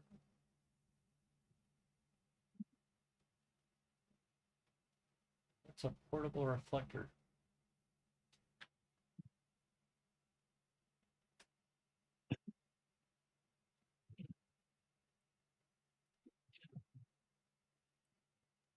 Oh, and then there's another one I watched, Cinnamon Toast Ken. Um, who covers a lot of what goes on with those TLC uh, shows, which there is no way, like, they'll break down whole episodes inside of 15-20 minutes. And based on what I've seen, like, there's no way I would sit through these episodes, let alone a season of some of this stuff. It's so weird.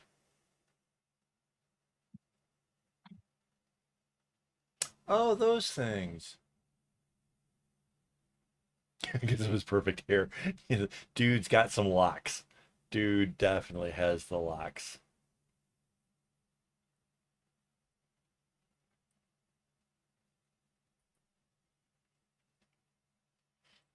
But he's another one of those content creators that mad respect for the amount of time that he puts in. Like, it's pretty obvious he goes to work, and it's it's like an office building that he owns, and he has the one main room that he does a lot of his stuff through, that where he does the live streams. And in his live streams he really interacts with people. They send him like ideas of things that he should see, and then he responds to it or whatever, and he does that like for hours on end. Then he does shorter clips. Plus, like, if you see like where they did like reviews on iced coffees and stuff, like that's like a break room inside of the thing. And then there's another room I've seen where there's workout stuff. And then they now have this thing where they're doing D&D, which is obviously some another room in it. And then there's one room where like all the awards that he's ever received for whatever are in. So I mean, like, the building he's got has got to be huge.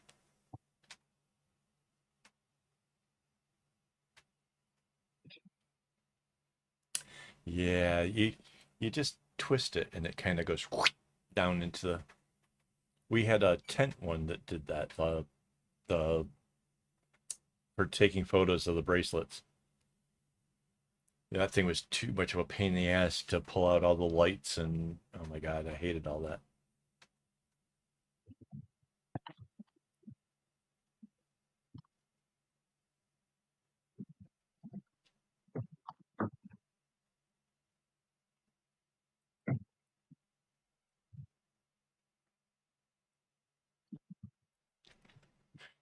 Wait, why can Rob do a pivot in all caps, but Minute Craft goes off to the.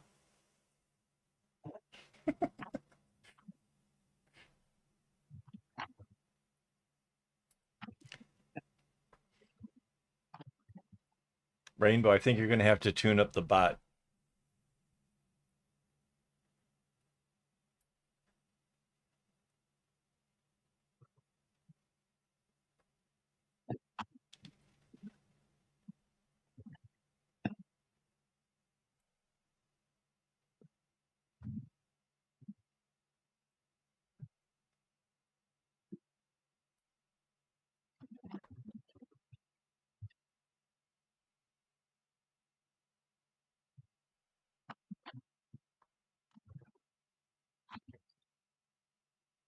That's why we're going to send Rainbow to give him a tune up. You know why we have Rainbow to tune up the robot, right? Because out of all of us, if anybody of us was going to get into trouble, it would be Rainbow to get a light sentence, and they would only send her to prison. It did it again. Wait, did what?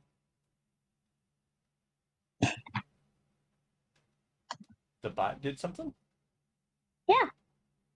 Wait,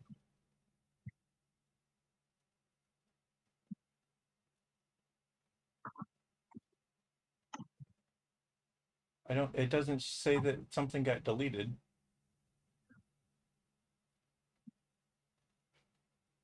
All Minute Craft's messages are currently deleted. What?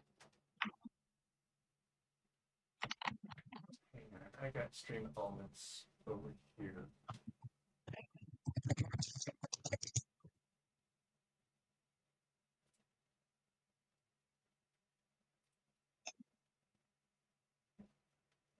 All right, I've turned off the cat protection.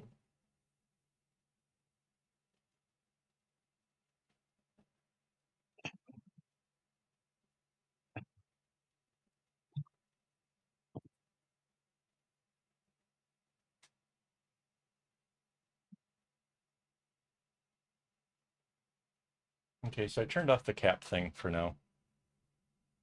I have no idea how it was supposed to work, but yeah.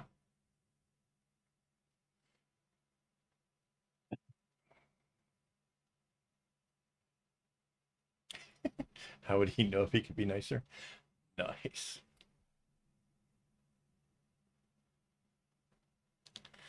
So you totally missed my rainbow, you know, light sentence and prism jokes. All of the chaos.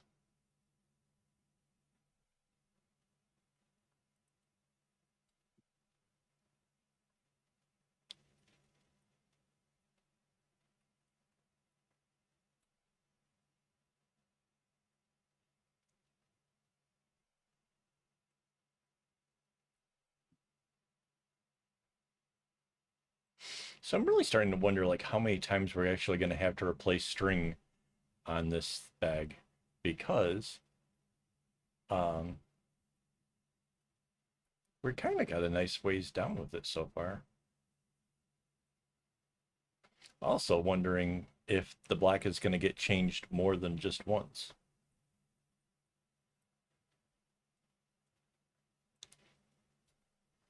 Because if that's going to happen, I have to see if I have enough string. Because that would be a problem. Oh, I don't need problems around here. Wait, because see, look, that's compared to my phone, that's almost halfway there. That wouldn't be bad. Oh, we heard it? Oh, so it's like that, is it? See, but I didn't see Mandy, respond. Kind of half expected, a little bit of hilarity over there.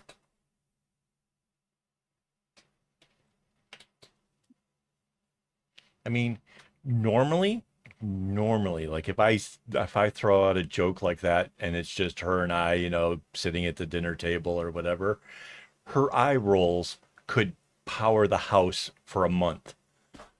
Here, it seems like, occasionally just whew, right over. I know she's short, I'm not trying to make a thing about the shortness, but it's.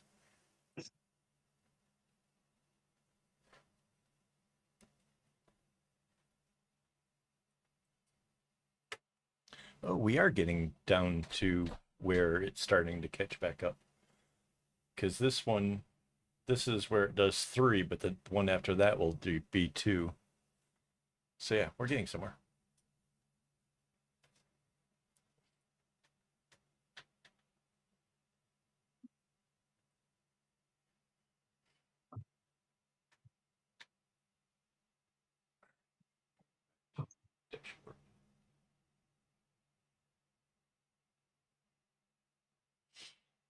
Yeah, I think that's the ADHD memory thing that they were talking about. We don't remember that stuff.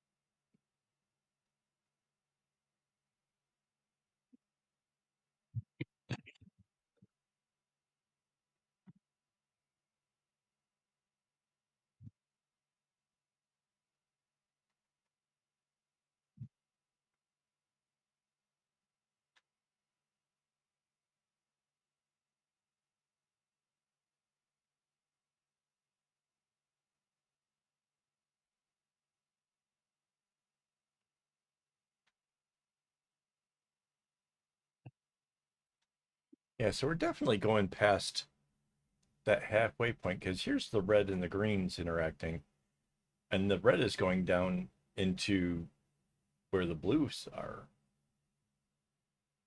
which makes me wonder.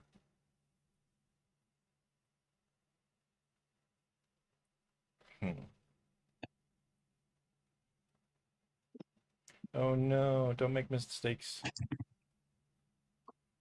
Good night. Welcome back. Glad to have you back.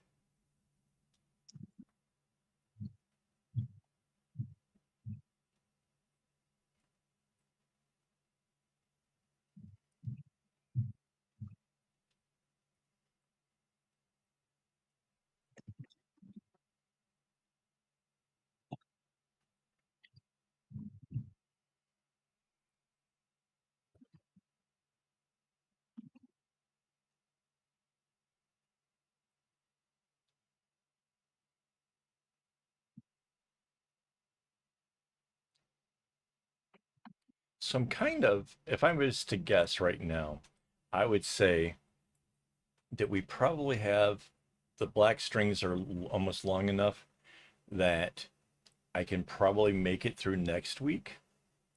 And then the week after that is when they all get replaced. If I were to guess, that's what I'm thinking. Um, but could come sooner. I have all the strings cut just in case, so we're good. Ooh, hummus.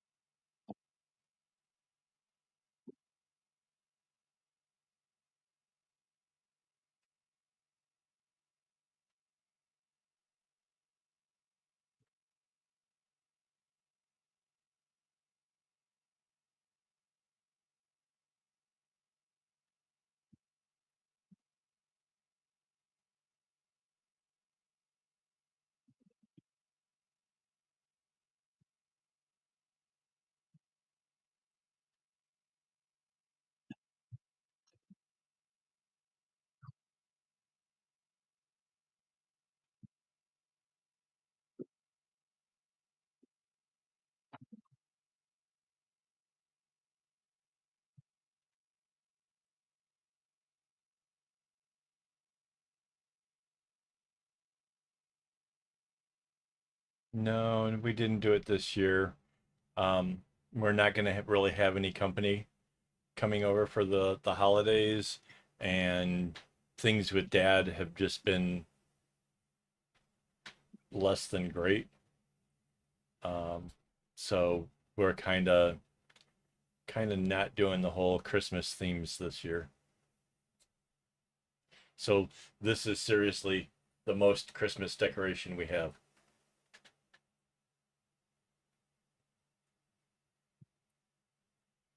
But we still have the Christmas tree shelf thing, and with any luck, we'll have it back out before too long.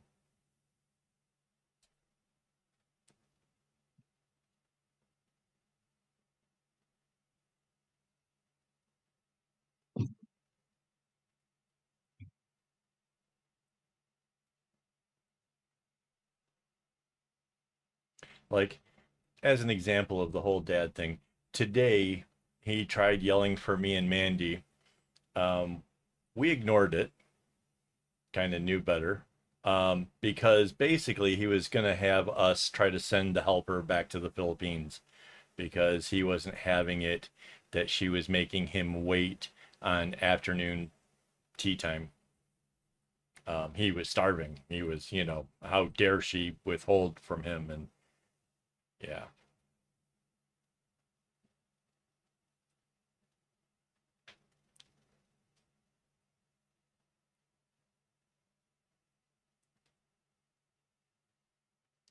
I like this idea of the ugliest tree ornaments. That sounds absolutely fun. I had an idea many, many years ago. Anybody that's young out there wanting to try starting a family tradition, this could be you. If you go into Amazon or any of those kind of shops and you look up a banana hanger, right? They got these little stands that you set on your table, and it comes up and it has a little hook on it, and you hang your bananas from them. The thing is that that is like the perfect size to hold one single ornament. And my thought is, if you were to go out and say, this is my 2023 ornament, and you hang it there and you put that in the middle of your table and stuff, next year it goes on the tree. And you build memories about each year. Oh, that was the ornament we had whoever came over to dinner, and you can have your memories based on having a ornament each year, and that's how you highlight that particular year's one. So yeah, a slug and a Santa hat. That's awesome. Not gonna lie, that's awesome.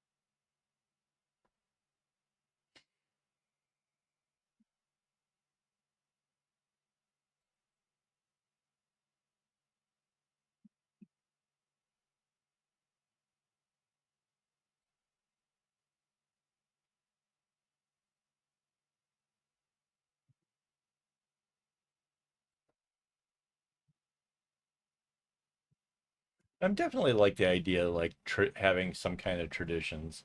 I think that's a lot of fun. But I think couples should have their own traditions. I don't think you should be bullied by ancestors, like tormented by from the grave kind of stuff. It should be like things that you guys come up with yourselves.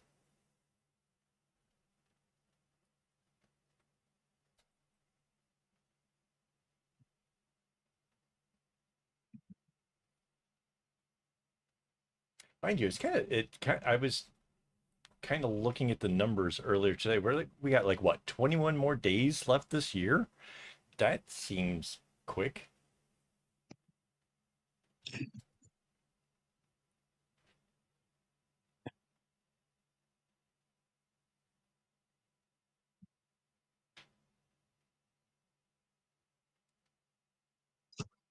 Cursed Christmas decorations. Cage. Wow. Wait, so Rainbow, you got to send it through WhatsApp because obviously I can't do all the typing and search stuffs.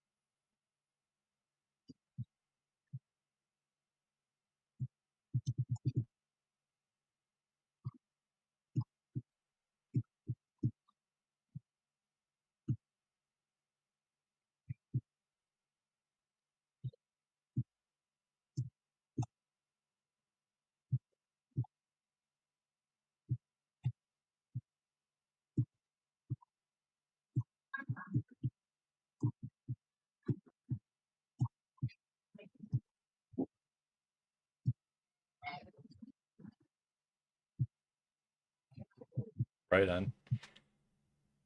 Yeah, so over here we have this thing where like okay, so like I said, there's 21 days left this year. It's as if at New Year's midnight, all the workers come out and Santa comes down and the god of wealth goes up. And everything goes from green and red to it's like golden red, and yeah, Chinese New Year's becomes quite the thing. So why does he look like a pickle?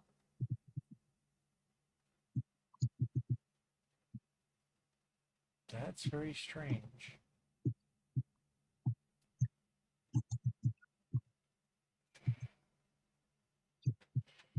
I'm suddenly picturing Nicolas Cage in that movie where he saw that statue of himself and he said it was so grotesque, but that he like made an offer as to how much he would pay for it. Which, by the way, is that on any of our streaming services? I really would like to see that movie. Which movie? The one with Nicolas Cage where he's actually playing the role of being Nicolas Cage. Mm.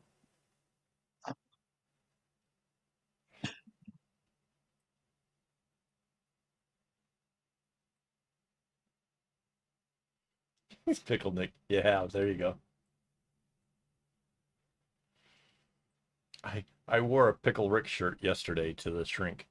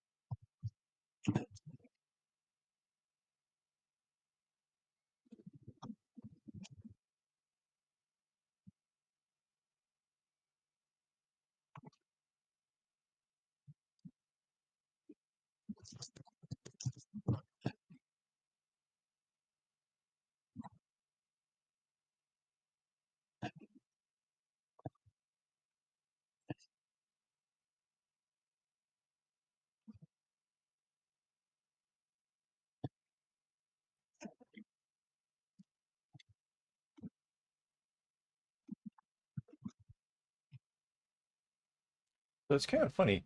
The black strings that are going to the right, because I keep doing them in the longer rows, are really surprisingly longer. Or wait, the ones going to the right are surprisingly shorter than the ones going to the left. The left only get the break when the ones going to the right go over the top. But that once every three things really is making a really big difference in the lengths of the two different strings. It's kind of, I mean, it's to be expected, I guess, but it's the difference kind of surprises me, I guess.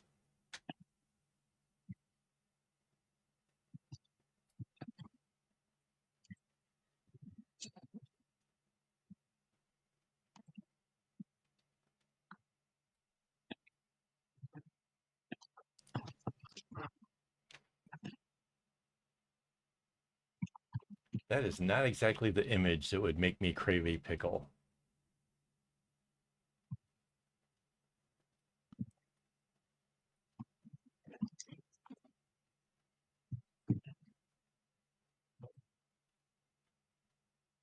So I wonder where the Phil is. He's been kind of missing in action here.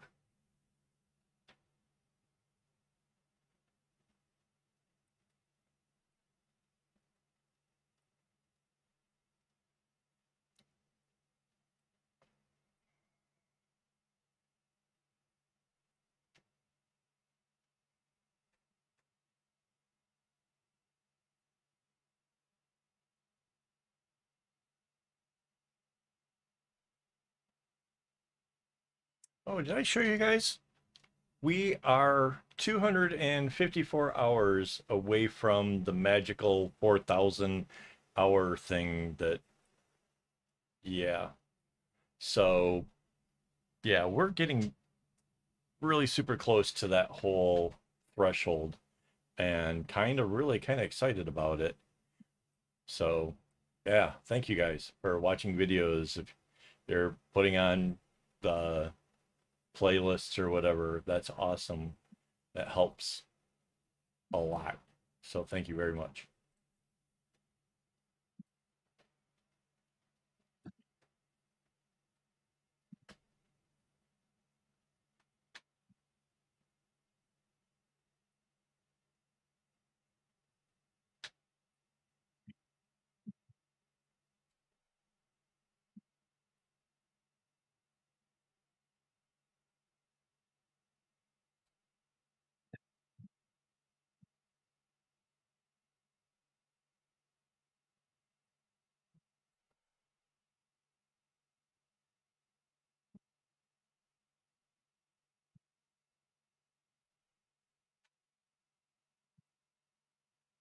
So, I'm going to try to do this thing again.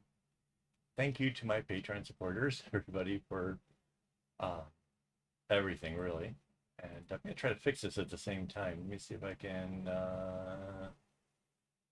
transform.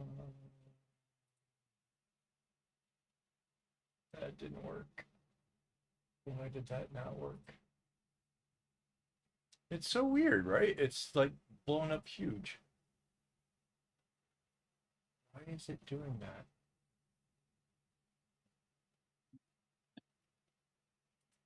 It doesn't make sense. And it says it's actually zoomed right. I'm going to have to, yeah, that's something else to do tomorrow.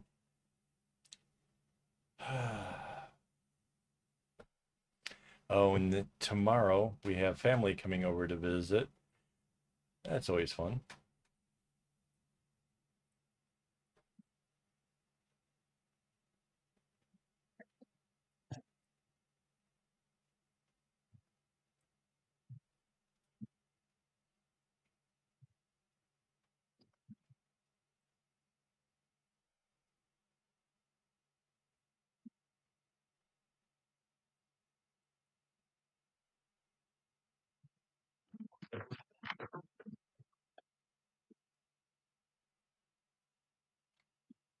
So I don't know why. I guess I really didn't kind of try to calculate out how far down this whole bag was going to go. Like I kind of just accepted the idea that I would just continue until it got there. Um, but if we're coming up towards the halfway area of it, and um, we're only like where the opposing colors are crossing, then there's likely that there'll only be one time when each color crosses over itself. Like that's not going to happen twice. Like for sure, it's not going to happen twice. That would be really, really long. You'd have a hard time getting your phone out of it. So that's kind of neat and interesting. And again, I don't know why I didn't already know that.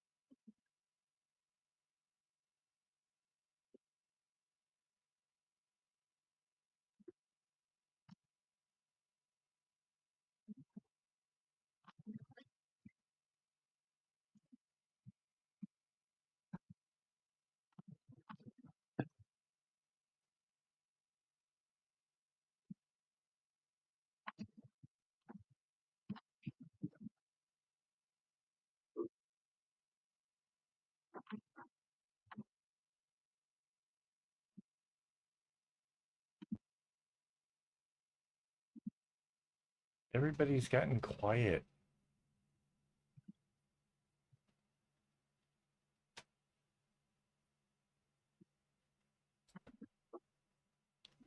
I'm imagining that everybody's busy crafting their own projects and making neat things.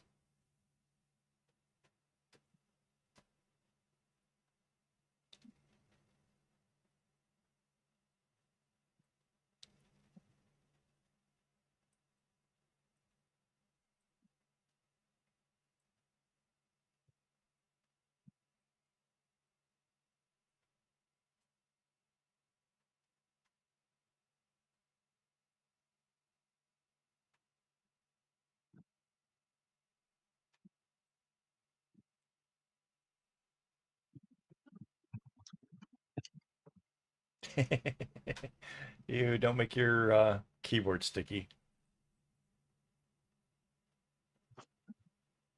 I have worked very hard. I have a relatively new keyboard. I'm trying to make sure that I keep any kinds of foods and chips and anything away from it because like one of my previous keyboards got so icky, so bad.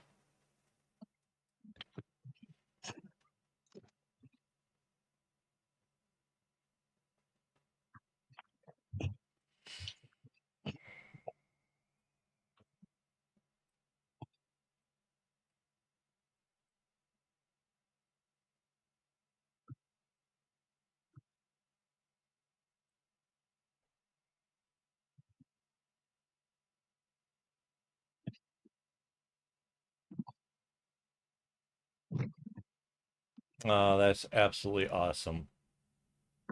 That's heck yeah.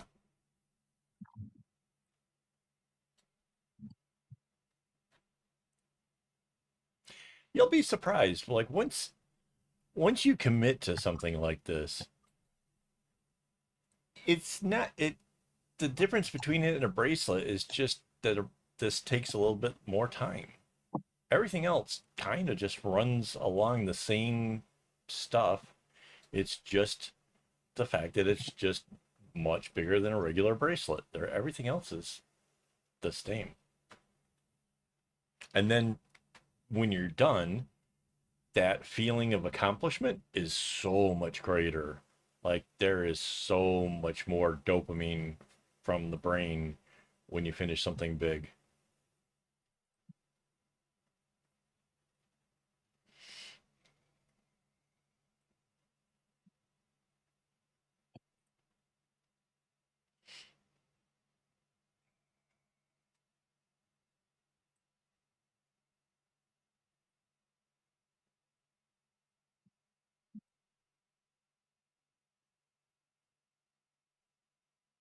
The only downside I will have with this bag is trying to figure out how to get a photograph of it because as you rotate it around, all the sides are different. Every bit of it is different. Like we're coming into where the reds and stuff are coming in. Um, that means there's all of the like the cold colors are now all on the other side. It's like it just changes. And so trying to figure out like where to get the photo from, yeah, that's my dilemma. And all the way around it's pretty. What would be nice is if I had one of those mechanical um rotating whatever things that's like a lazy Susan, but they're mechanical. Then I could like put it on there and like set up the camera and create a little video or something. I actually saw a table where the camera and a background swivel together around a table. I thought that would be really super, super cool. But first off, I have no idea where I would keep it when I wasn't, using it. And then of course there was the price. Mind you, it wasn't that terrible. It was one of those Ollie things where you're like, But yeah, it's the whole where do you put it when you're not using it?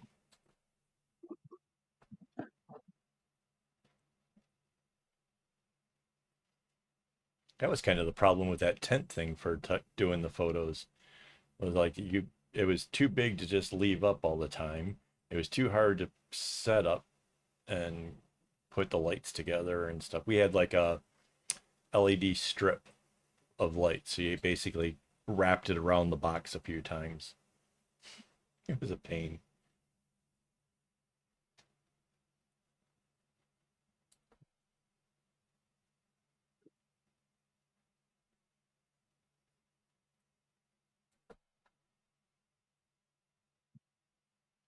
Maybe that's one of the things in the next house when I build the office. I incorporate a special area for photo taking and stuff. I don't know what it would look like, but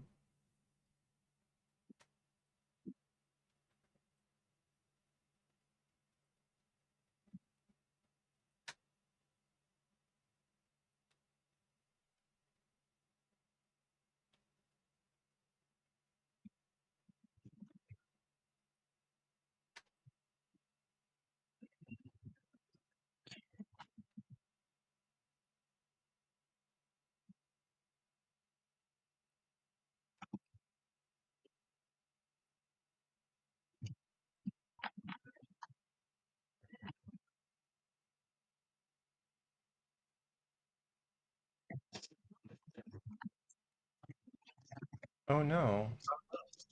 Coffee should not have thread cutoffs and glitter. That's that's abuse.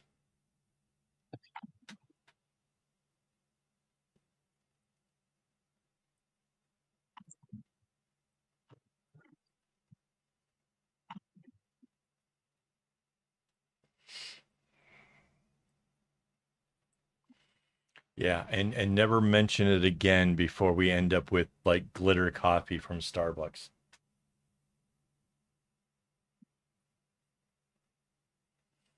I can just imagine them charging extra for that.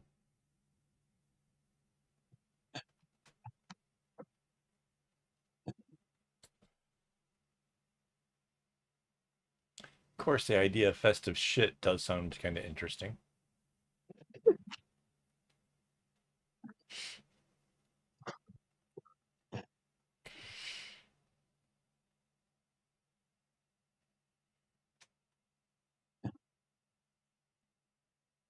Yeah.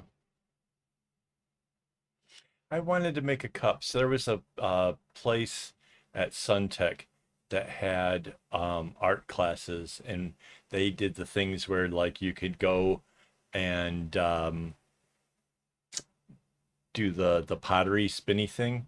And I wanted to do a cup, and I wanted to drizzle the glaze of different colors all around it and have it fired so that way I could have a paint cup that looked like it was paint dripping down it and stuff. I thought it would be so cool.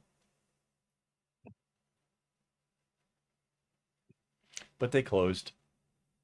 I can't do it now.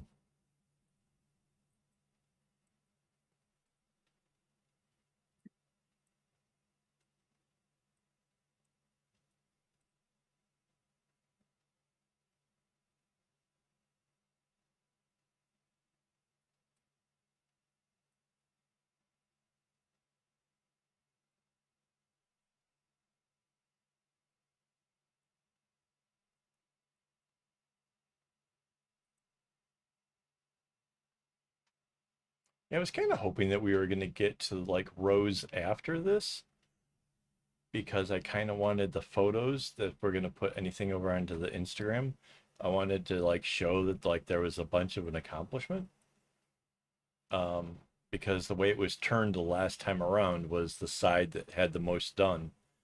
And so now that everything is going to have caught up to that, it's not going to look like we actually did anything this week, which is kind of a bummer. But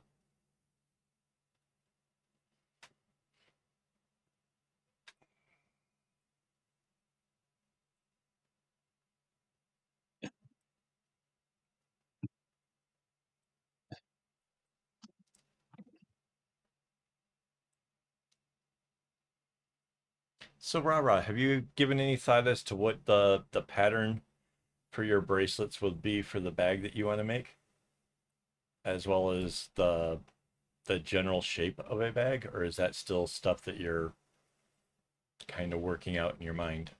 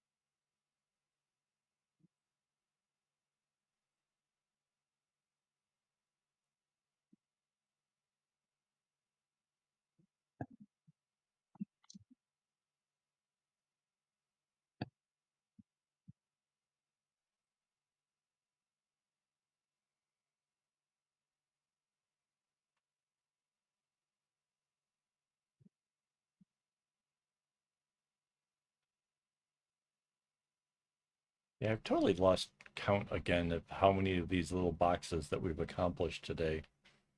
But we definitely did a lot.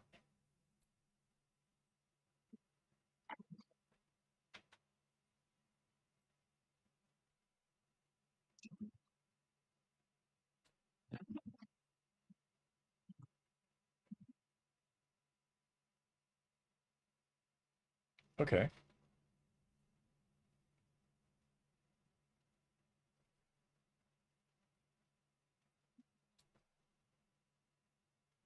So are you thinking hold a phone or hold a laptop? Something in between?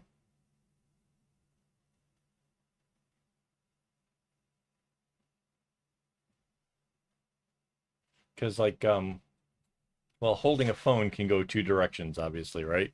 You can either have it like this where it slides in, or you can have it the other way where it's more like a clutch bag.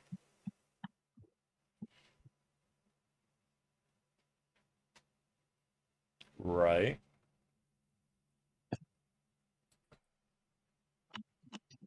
We did that on a bag, didn't we, hon? Mm-hmm. I don't remember which one had it.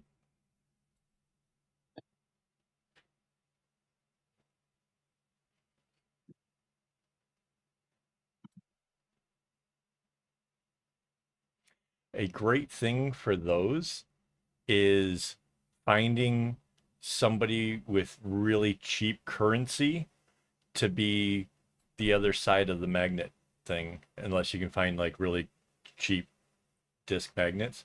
But you can get like there's coins from like Indonesia that are steel, and so you can actually stick an Indonesian coin on one side and a magnet on the other, and pow, you have a closure, and the Indonesian coin is ridiculously like cheap. Like the exchange rate is insane for those poor guys.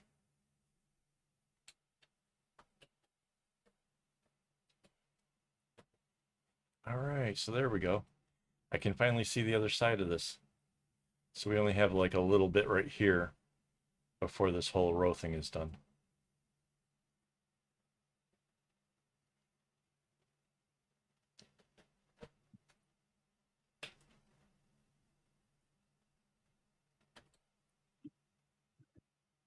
Yeah, it's a clutch thing. Yeah, yeah, I get it. So yeah, I'm sure that there's a lot of people inside stores who are really, really puzzled by the guy that comes in and takes a look at, various ladies' bags and mm-hmm, mm-hmm, you know, because yeah, I am seriously trying to come up with ideas for different shapes of bags, different stuff that, how I might do something differently. So yeah, haven't changed. Okay, so this would be the big question for when picking a pattern. Are you looking for something to challenge you thus a pattern that you're not like super, I don't want to say like not familiar with, but maybe like you kind of know, but it's a good challenge.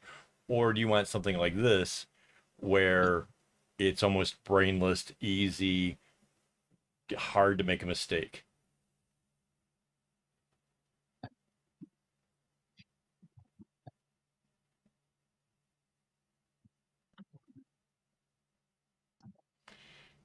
One, two, one, two. You're talking about the where it looks like a weave, right? Yeah, no, yeah, no.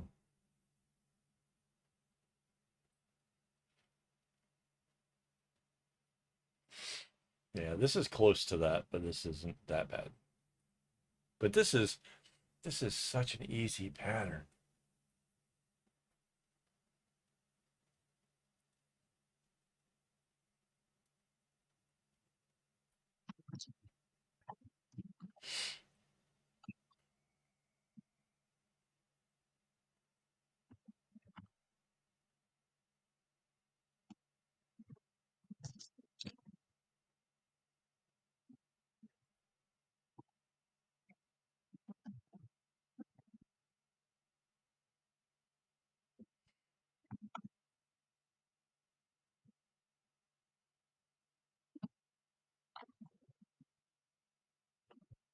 Okay.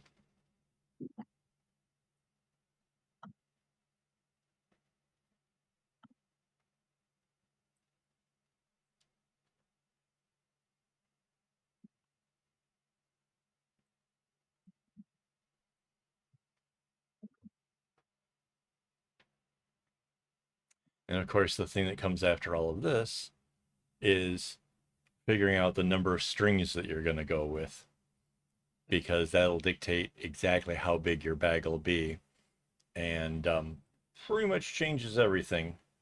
That's, well, it's kind of like one of the early things that you kind of have to know, because you're going to, as you're looking at the pattern, you know that it's going to be in a multitude of whatever that is. If it's a 12 string pattern, then you're in sets of 12.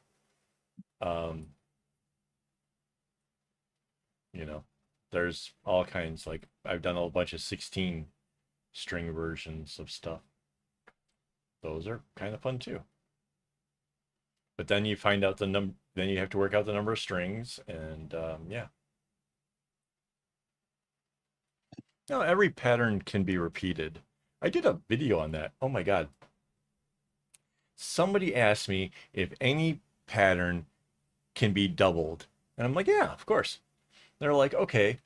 And they sent me a pattern, and I immediately went, huh? Okay. And suddenly realized that was not one of the patterns I had ever imagined trying to make a double out of. It was really weird. It was the one that looks like ocean waves. And so I tried to figure out like which way were you supposed to put together a double wide of the ocean wave thing. And I ended up with a number of different versions, one of which kind of looked like the I guess it's the rebels from Star Wars, like the Luke side of things. It was pretty neat. Definitely weird.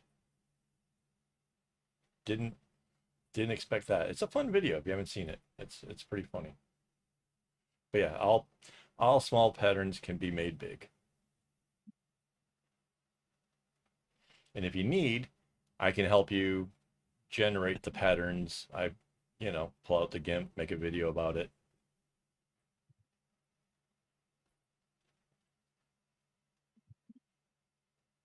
As long as it's not like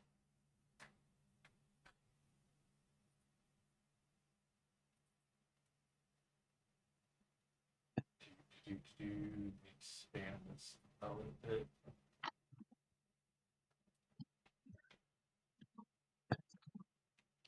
As long as it's not like this one, because I absolutely hate it. I'm actually tempted in making a video to just talk about how much I hate this pattern. It this will break a Kevin. This pattern is absolutely, I hate it. I hate it. I hate it. There's so much that doesn't work with the symmetry. It's not crazy.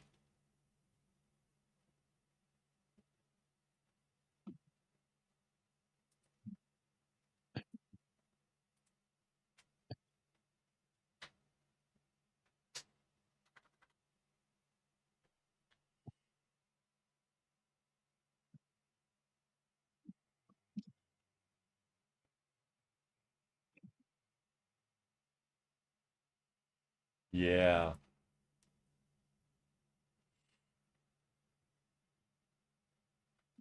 Yeah. It's it's one of those patterns. It's an abomination. I hate it. I can't. I like designs. I don't like this. Yeah.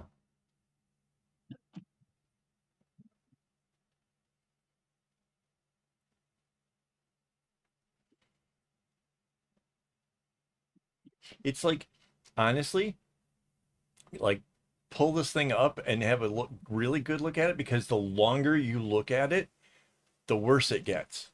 Honestly, like, you're like, okay, so maybe this part, and no, it it just keeps getting worse. None of it makes any sense. I can't even like if I was going to try to salvage the pattern, what area would I try to keep? I don't know. There's nothing. It's it would be just easier to start from scratch.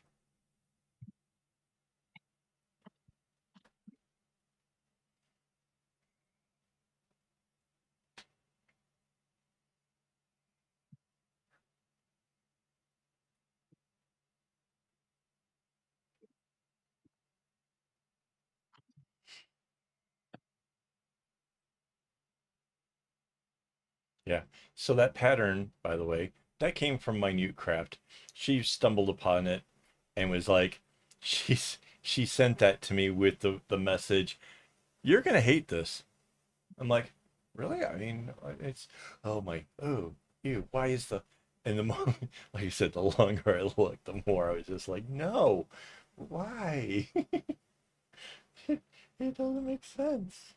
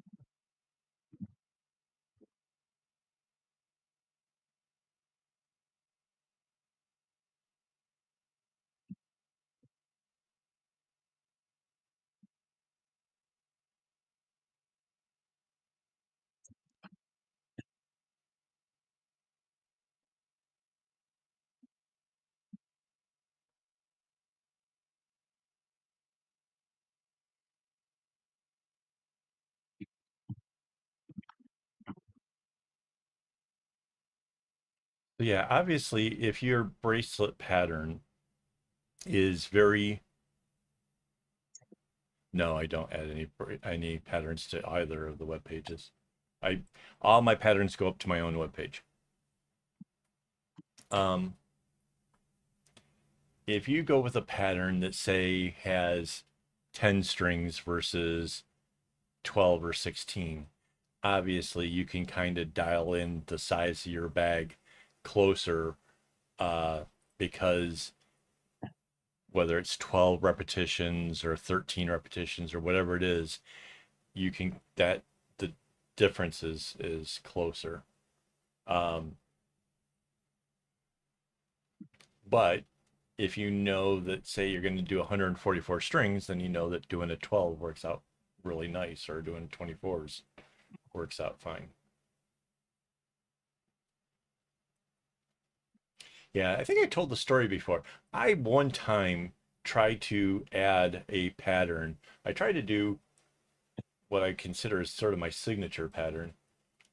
I tried to add it to friendshipbracelets.net way back when, and I spent a really long time trying to put the pattern in there. And for whatever reason, it got rejected. And yeah, I just like, what the heck? I know the bracelet works. I have plenty of them. I I don't get what's wrong with that. So yeah, I was jaded after having spent so much time trying to put it in there. So yeah, I kind of decided I didn't need to be famous for putting patterns in these things. If people were interested in my patterns, I'd make it available to them if I could figure out how to do it. And then later worked out the whole graph paper that I use. And then Mandy helped me to make that even better still. And then that ended up in the web page. Like the earlier versions, um, well, shoot, the very early versions was a piece of graph paper, an actual like buy the graph paper in a book thing. And then I sat and meticulously took a fine line marker and created my graph paper into it. And then I would take it over to like a copy place and get, 100 copies made of it. And I would work out patterns with color pencils, which meant, because color pencils don't erase very well. Um, I'd have a hard time if I made a mistake. So I have to be really meticulous about everything I did. Um, Later on, that ended up being done with the computer and using GIMP, and um, that was pretty cool for a while. We did that for a while. The only thing there was each one of the squares, everything all touched each other. So if you accidentally painted on the black line, all the black lines would instantly and be painted.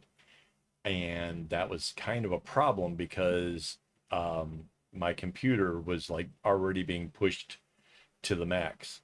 So we came up with a way of doing it where the black comes really close but doesn't quite touch. So when you look at it, it looks the same, but if you accidentally hit the line, it doesn't paint everything. So you don't like basically kill your computer because they're trying to turn all of it at once.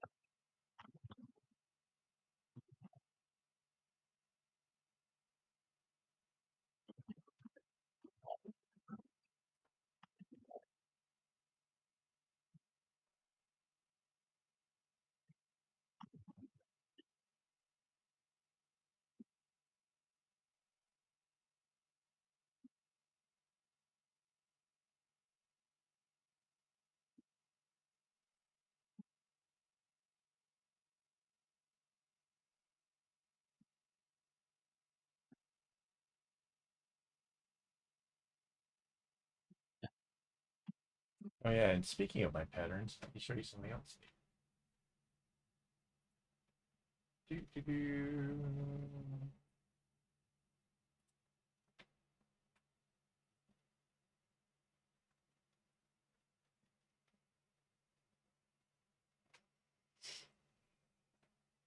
Okay. So if you go to tutorials and you go down to patterns, you'll see this. And so if you see a pattern, see, this is what we're working on right now. But you see something that you like and you think, wow, that's kind of fun. You can click on it and it'll actually take you to the tutorial. So like this was making it a template for a phone bags. This was one of the more complicated phone bags that we're going to be doing after this thing is done. This is a bag. This is also a bag. This is a bag. This one we already made. This one is already finished. This one's already finished. So yeah, there's 1, 2, 3, 4, 5. 5 more bags just in there alone that have patterns made up. Mind you, some of those are going to require like being able to check off what you've done because they are ridiculously complicated, and I'm already trying to work out how I'm going to do that in the live streams, where maybe like the area where all the things keep popping up and saying to subscribe and all that stuff, maybe down there is actually going to show the pattern and show it getting checked off. I don't know. I just know that those patterns are so much more complex and so much harder. I don't want to have to keep trying to go, okay, 1, 2, 3, 4, 5. Okay, I'm here. That would be, it would just make it take so much longer. So yeah. But yeah, if you really wanted to challenge one of those in there, that would do it.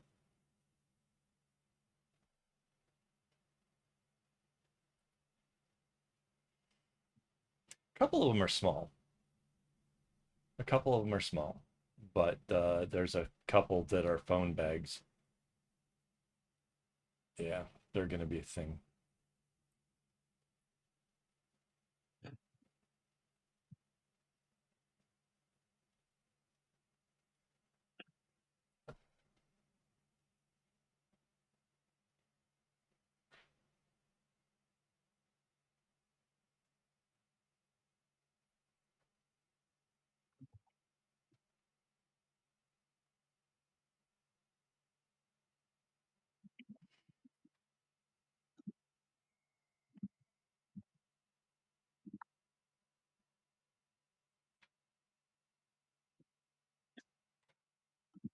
Some of them I have to admit though, I am really kind of excited about making, to be honest. Like some of them are going to be really amazing when they're done. They're just going to be wow.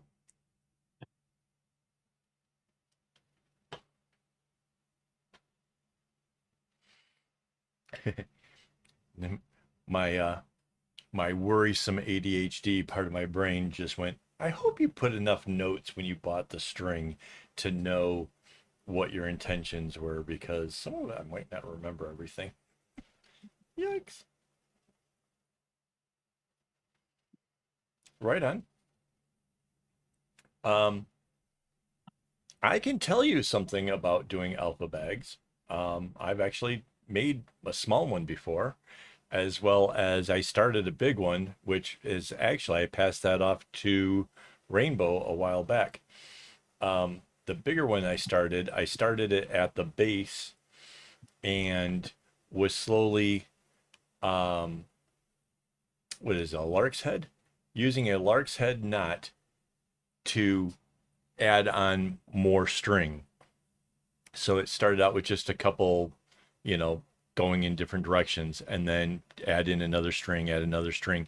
So it built a spiral coming out. And then I got to where it was about, I'm going to say maybe 12 inches, maybe a little bit more. What was it? How big would you say it was? Do you remember? The red and white one. About 12 inches, give or take. Okay, anyways. The problem with an alpha bag mostly is it takes every knot you do, you're moving across, right? So you're constantly stopping, rotate it, come across, stop, rotate it. And that stopping to rotate takes up a lot more of time that you don't really think about when you're doing it. Um, and it makes it so painfully slow and you don't see progress. Even if you went all the way around, you've only come that 1 millimeter after the long way around. The other one was smaller. It's in my shop. Hang on, let me go find it.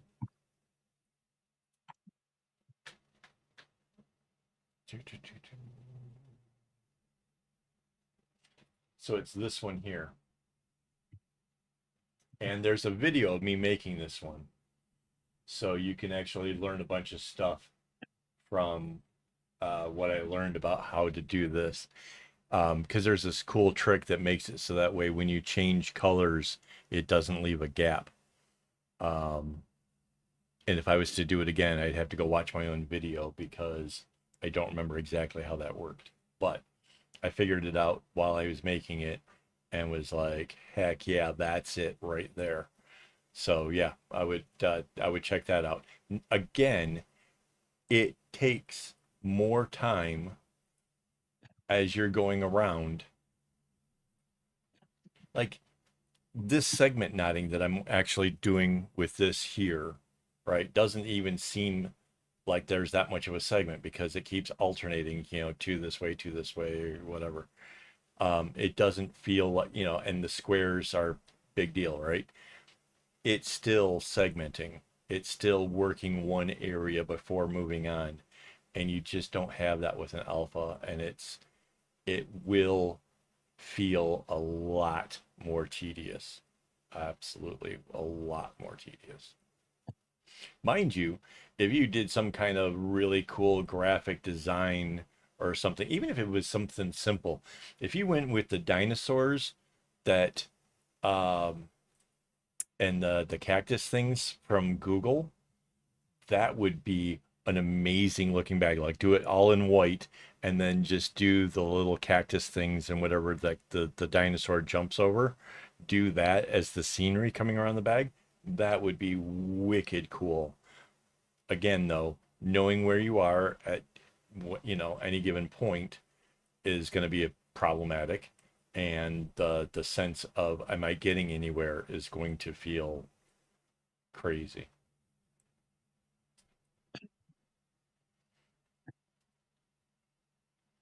Yeah, but when you sew it up, that's like the weak point. If you can make a cylinder like these, the whole thing is as strong as itself. Like it's way more.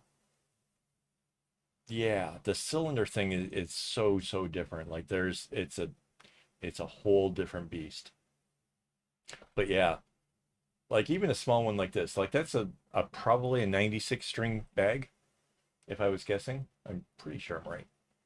Um, a 96 string bag, you could still probably fit like a cool motif on it, um, in an alpha. And then I've got like pseudo alphas. I did I don't know where it is, but I have a thing that says AWOL on one side and STFU on the other side. It's on one of my backpacks somewhere around here. That's kind of fun. It's pseudo because the knots are going normally, but it's sort of it's kind of like this one where it goes diagonally. See, this is a cylinder as well. This one doesn't hold well. It would hold an older phone. It would hold an iPhone 6 because it was for this. This is a light that I had. But yeah. kind of a pseudo alpha.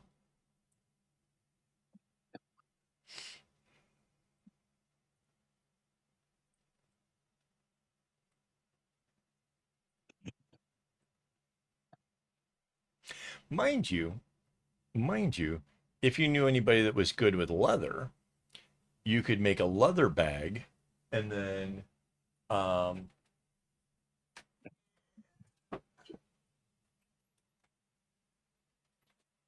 have something like this.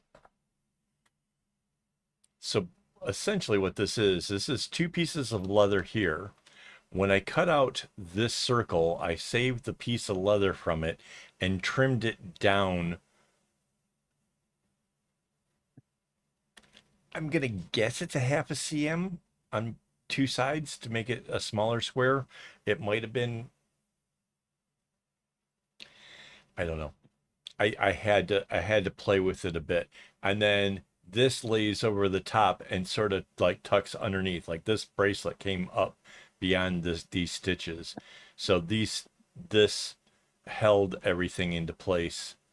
And then when it's all glued together, that's what made it. So that's it's dense. It's really crazy dense, but that would make a cool way of doing a bag where you could have a flat piece and have it put together and not have, let the leather do the work of, holding everything together. So like that's a possibility too.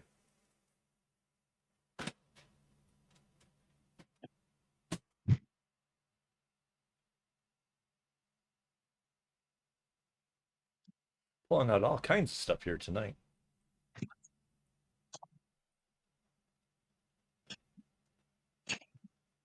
Yeah. No, obviously that's where all the bags start with. They all have to start with getting a lot of thought into it. What do you want to build? What do you want it to do?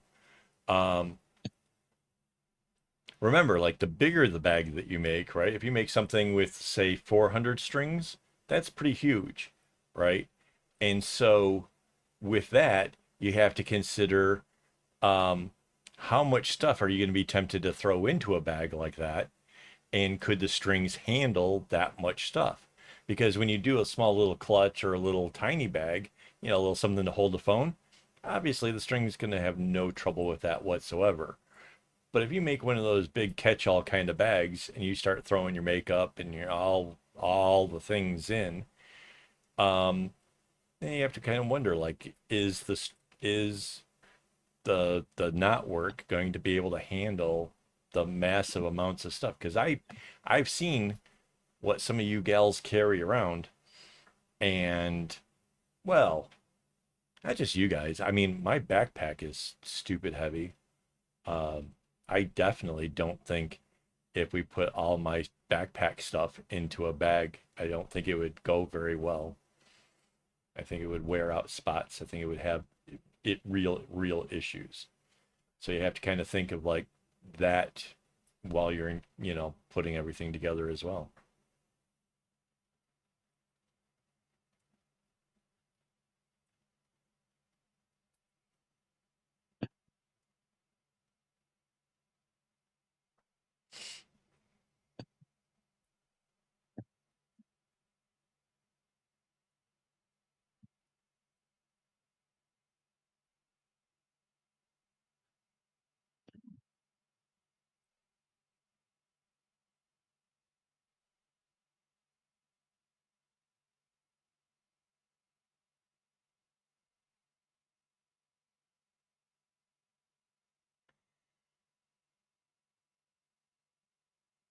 I was going to ask why.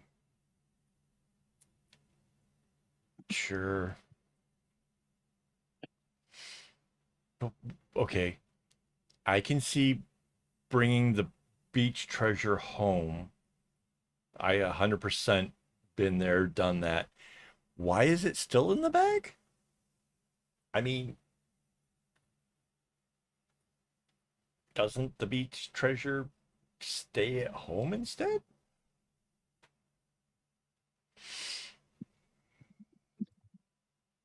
Emotional support rock. Sure.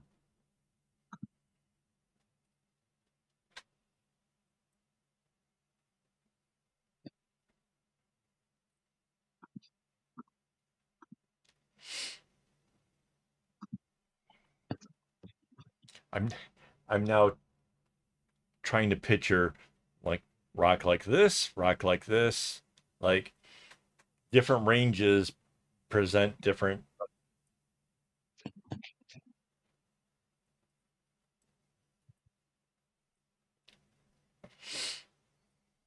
Wait, so when you saw it at the beach, you were like, oh, this rocks.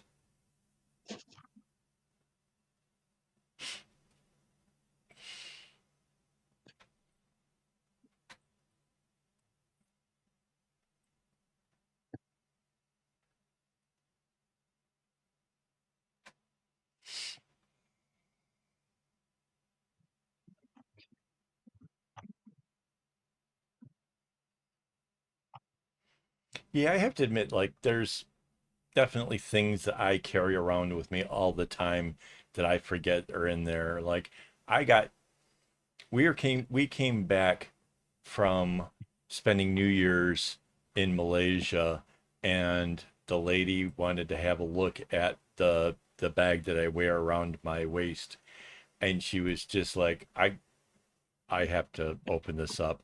And like she opened up this wooden thing about yay long, little cylinder. It's like, could you open that for me? And just hold it away from me. And I open it up, and it's full of needles. And like, I totally forgot that was in there because I totally had a problem where I needed a needle. I ended up getting the little sewing kit from the hotel. Totally forgot that I had my own. Um, but she had to look at everything. She saw there was just so much metal. There was like fidget spinners and just all kinds of stuff in there. And I carry it with me all the time because you never know.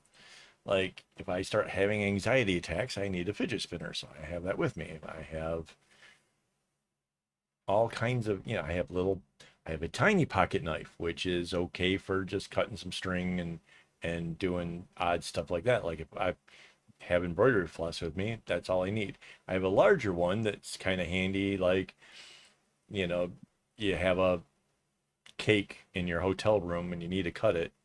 The bigger pocket knife is good for that, you know? Yeah. Yeah. I too am a magpie. In fact, I bring home stupid things because I'm a magpie. Ask ask that one. Like like literally right next to where she's sitting, there is a wooden box that was probably used at one point to hold maybe herbs or whatever, and it's got like little compartmental things. And I have filled up it, turned it into a shadow box, and filled it up with all kinds of magpie trinkets that I have liked over the years.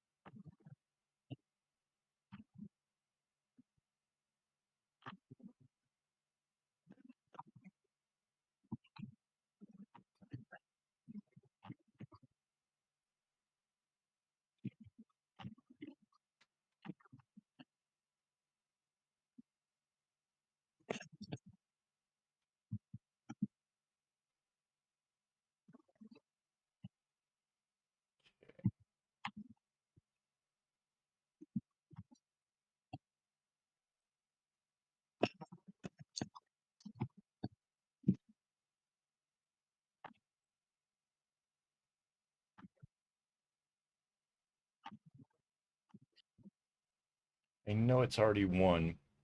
I'm not going to go much further, but I can. I'm like, I think 2 squares away from having this whole row kind of caught up. And I make the promise I'm only going to do this thing in the live streams. So I don't want to break that promise, but I don't want to leave it here. So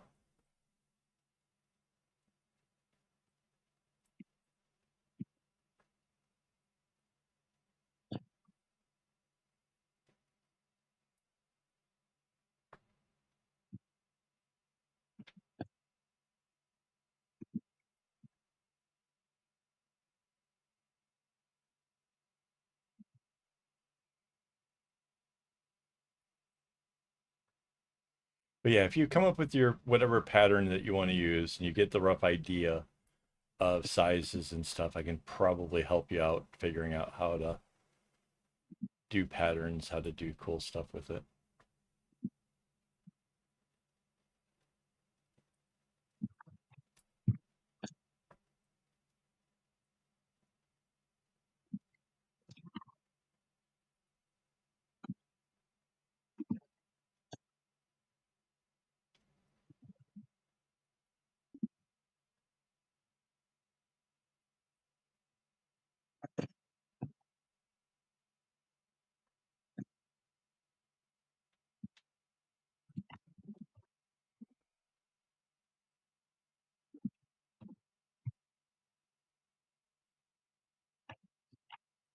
Yeah, it's literally just two squares. This will be quick.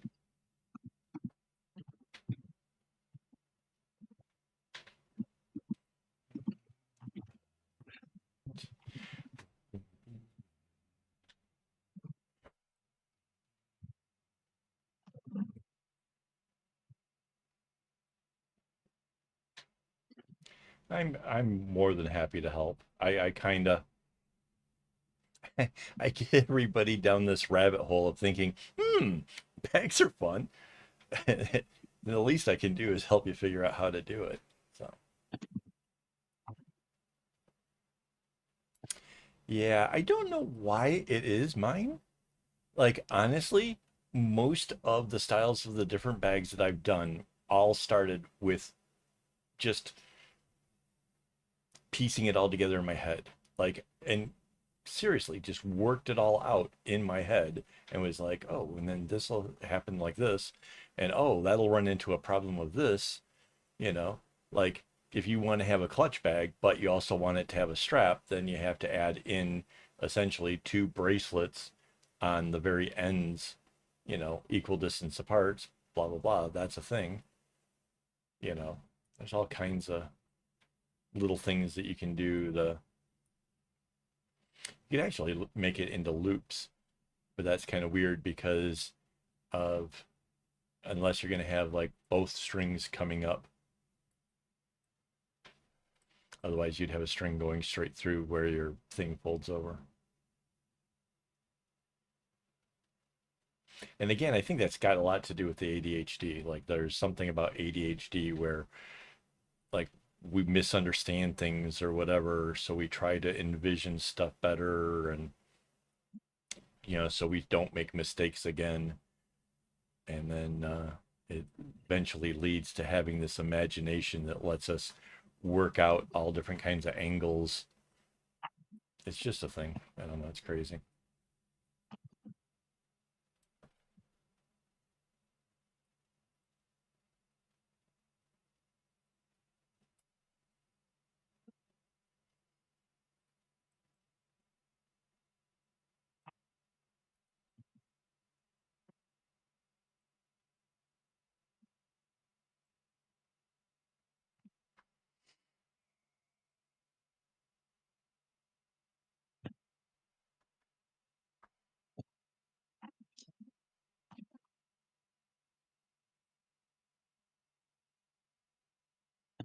And I guess one of the other added bonuses is that I guess you'd have to be up pretty early in the morning. But if you were up early in the morning and you came into the live streams for the members thing, you could always ask questions if you run into trouble. So that's kind of cool.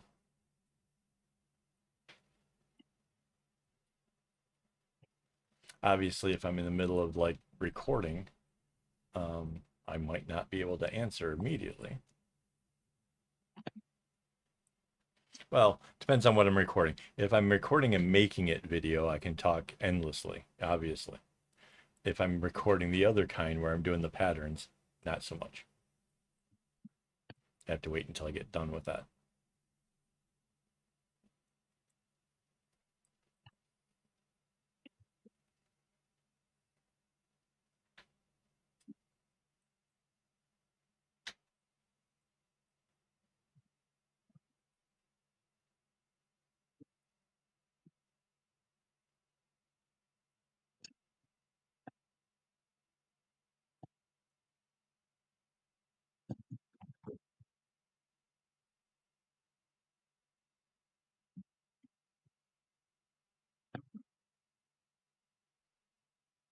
See, that was one of the two.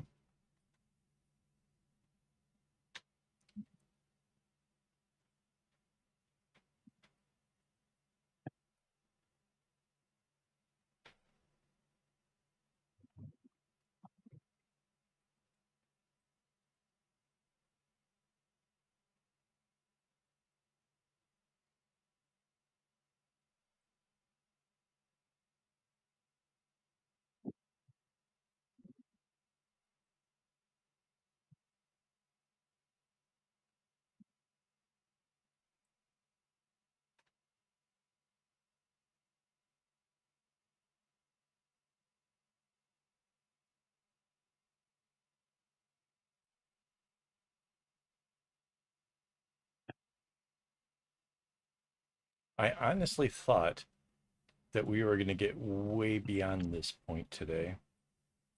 I didn't realize that it was quite as much. Like a lot of those were like 3 boxes per each row.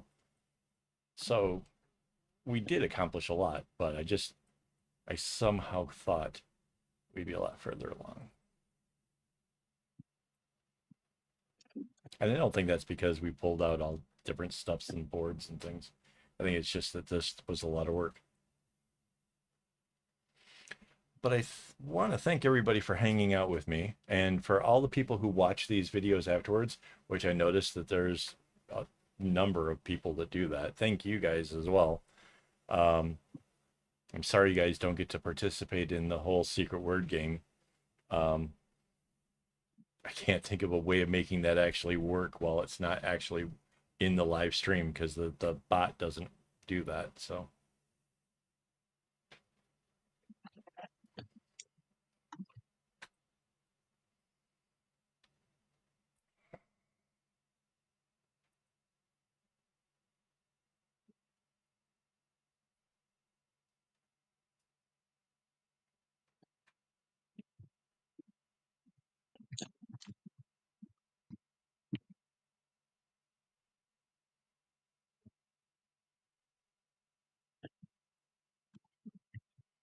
I think next week we'll try to get at least 2 boxes all the way around this whole thing. I think that's a pretty easy goal. I think that we did more than that today, so get that plus some.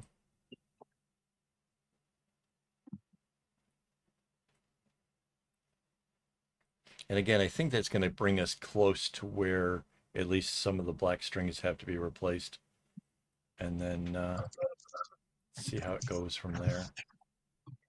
I kind of wish that like they were going to get used up a little bit more evenly. I don't know. I just don't want it to be where I end up having to replace something 3 times if I can help it.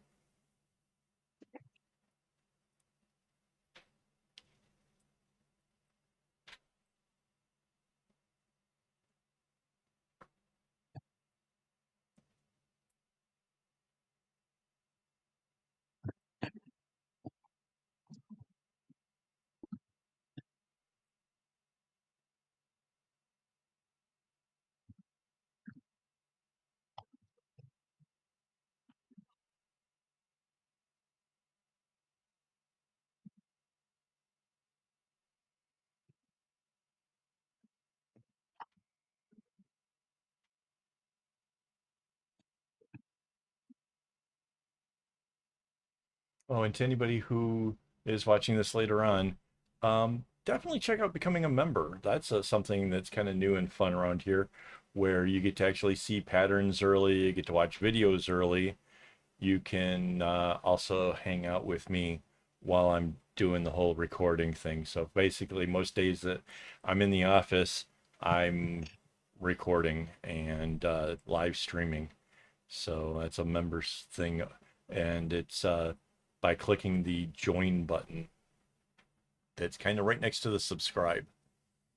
So I try to make it fun. I don't know. It should be, if nothing else, it should be relatively amusing. So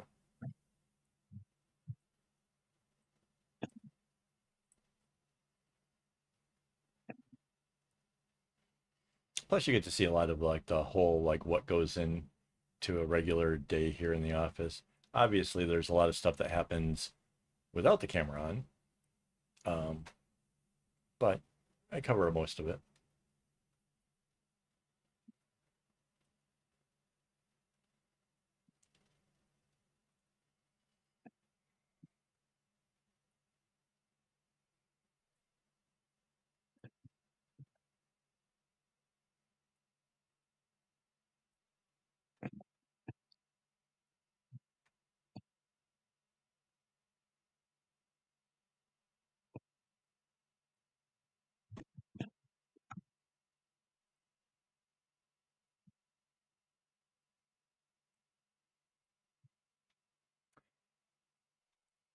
Actually, not even sure if this bag is going to make it to the shop. I have to admit, I found my sister really liking this one.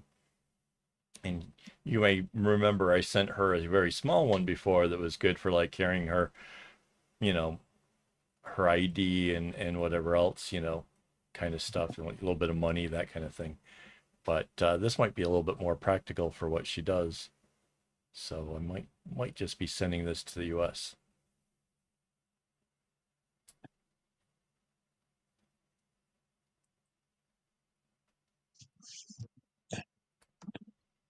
I miss her an awful lot, and you know, I could see if she really likes this thing, then that'd be kind of neat. All right, there we go, guys.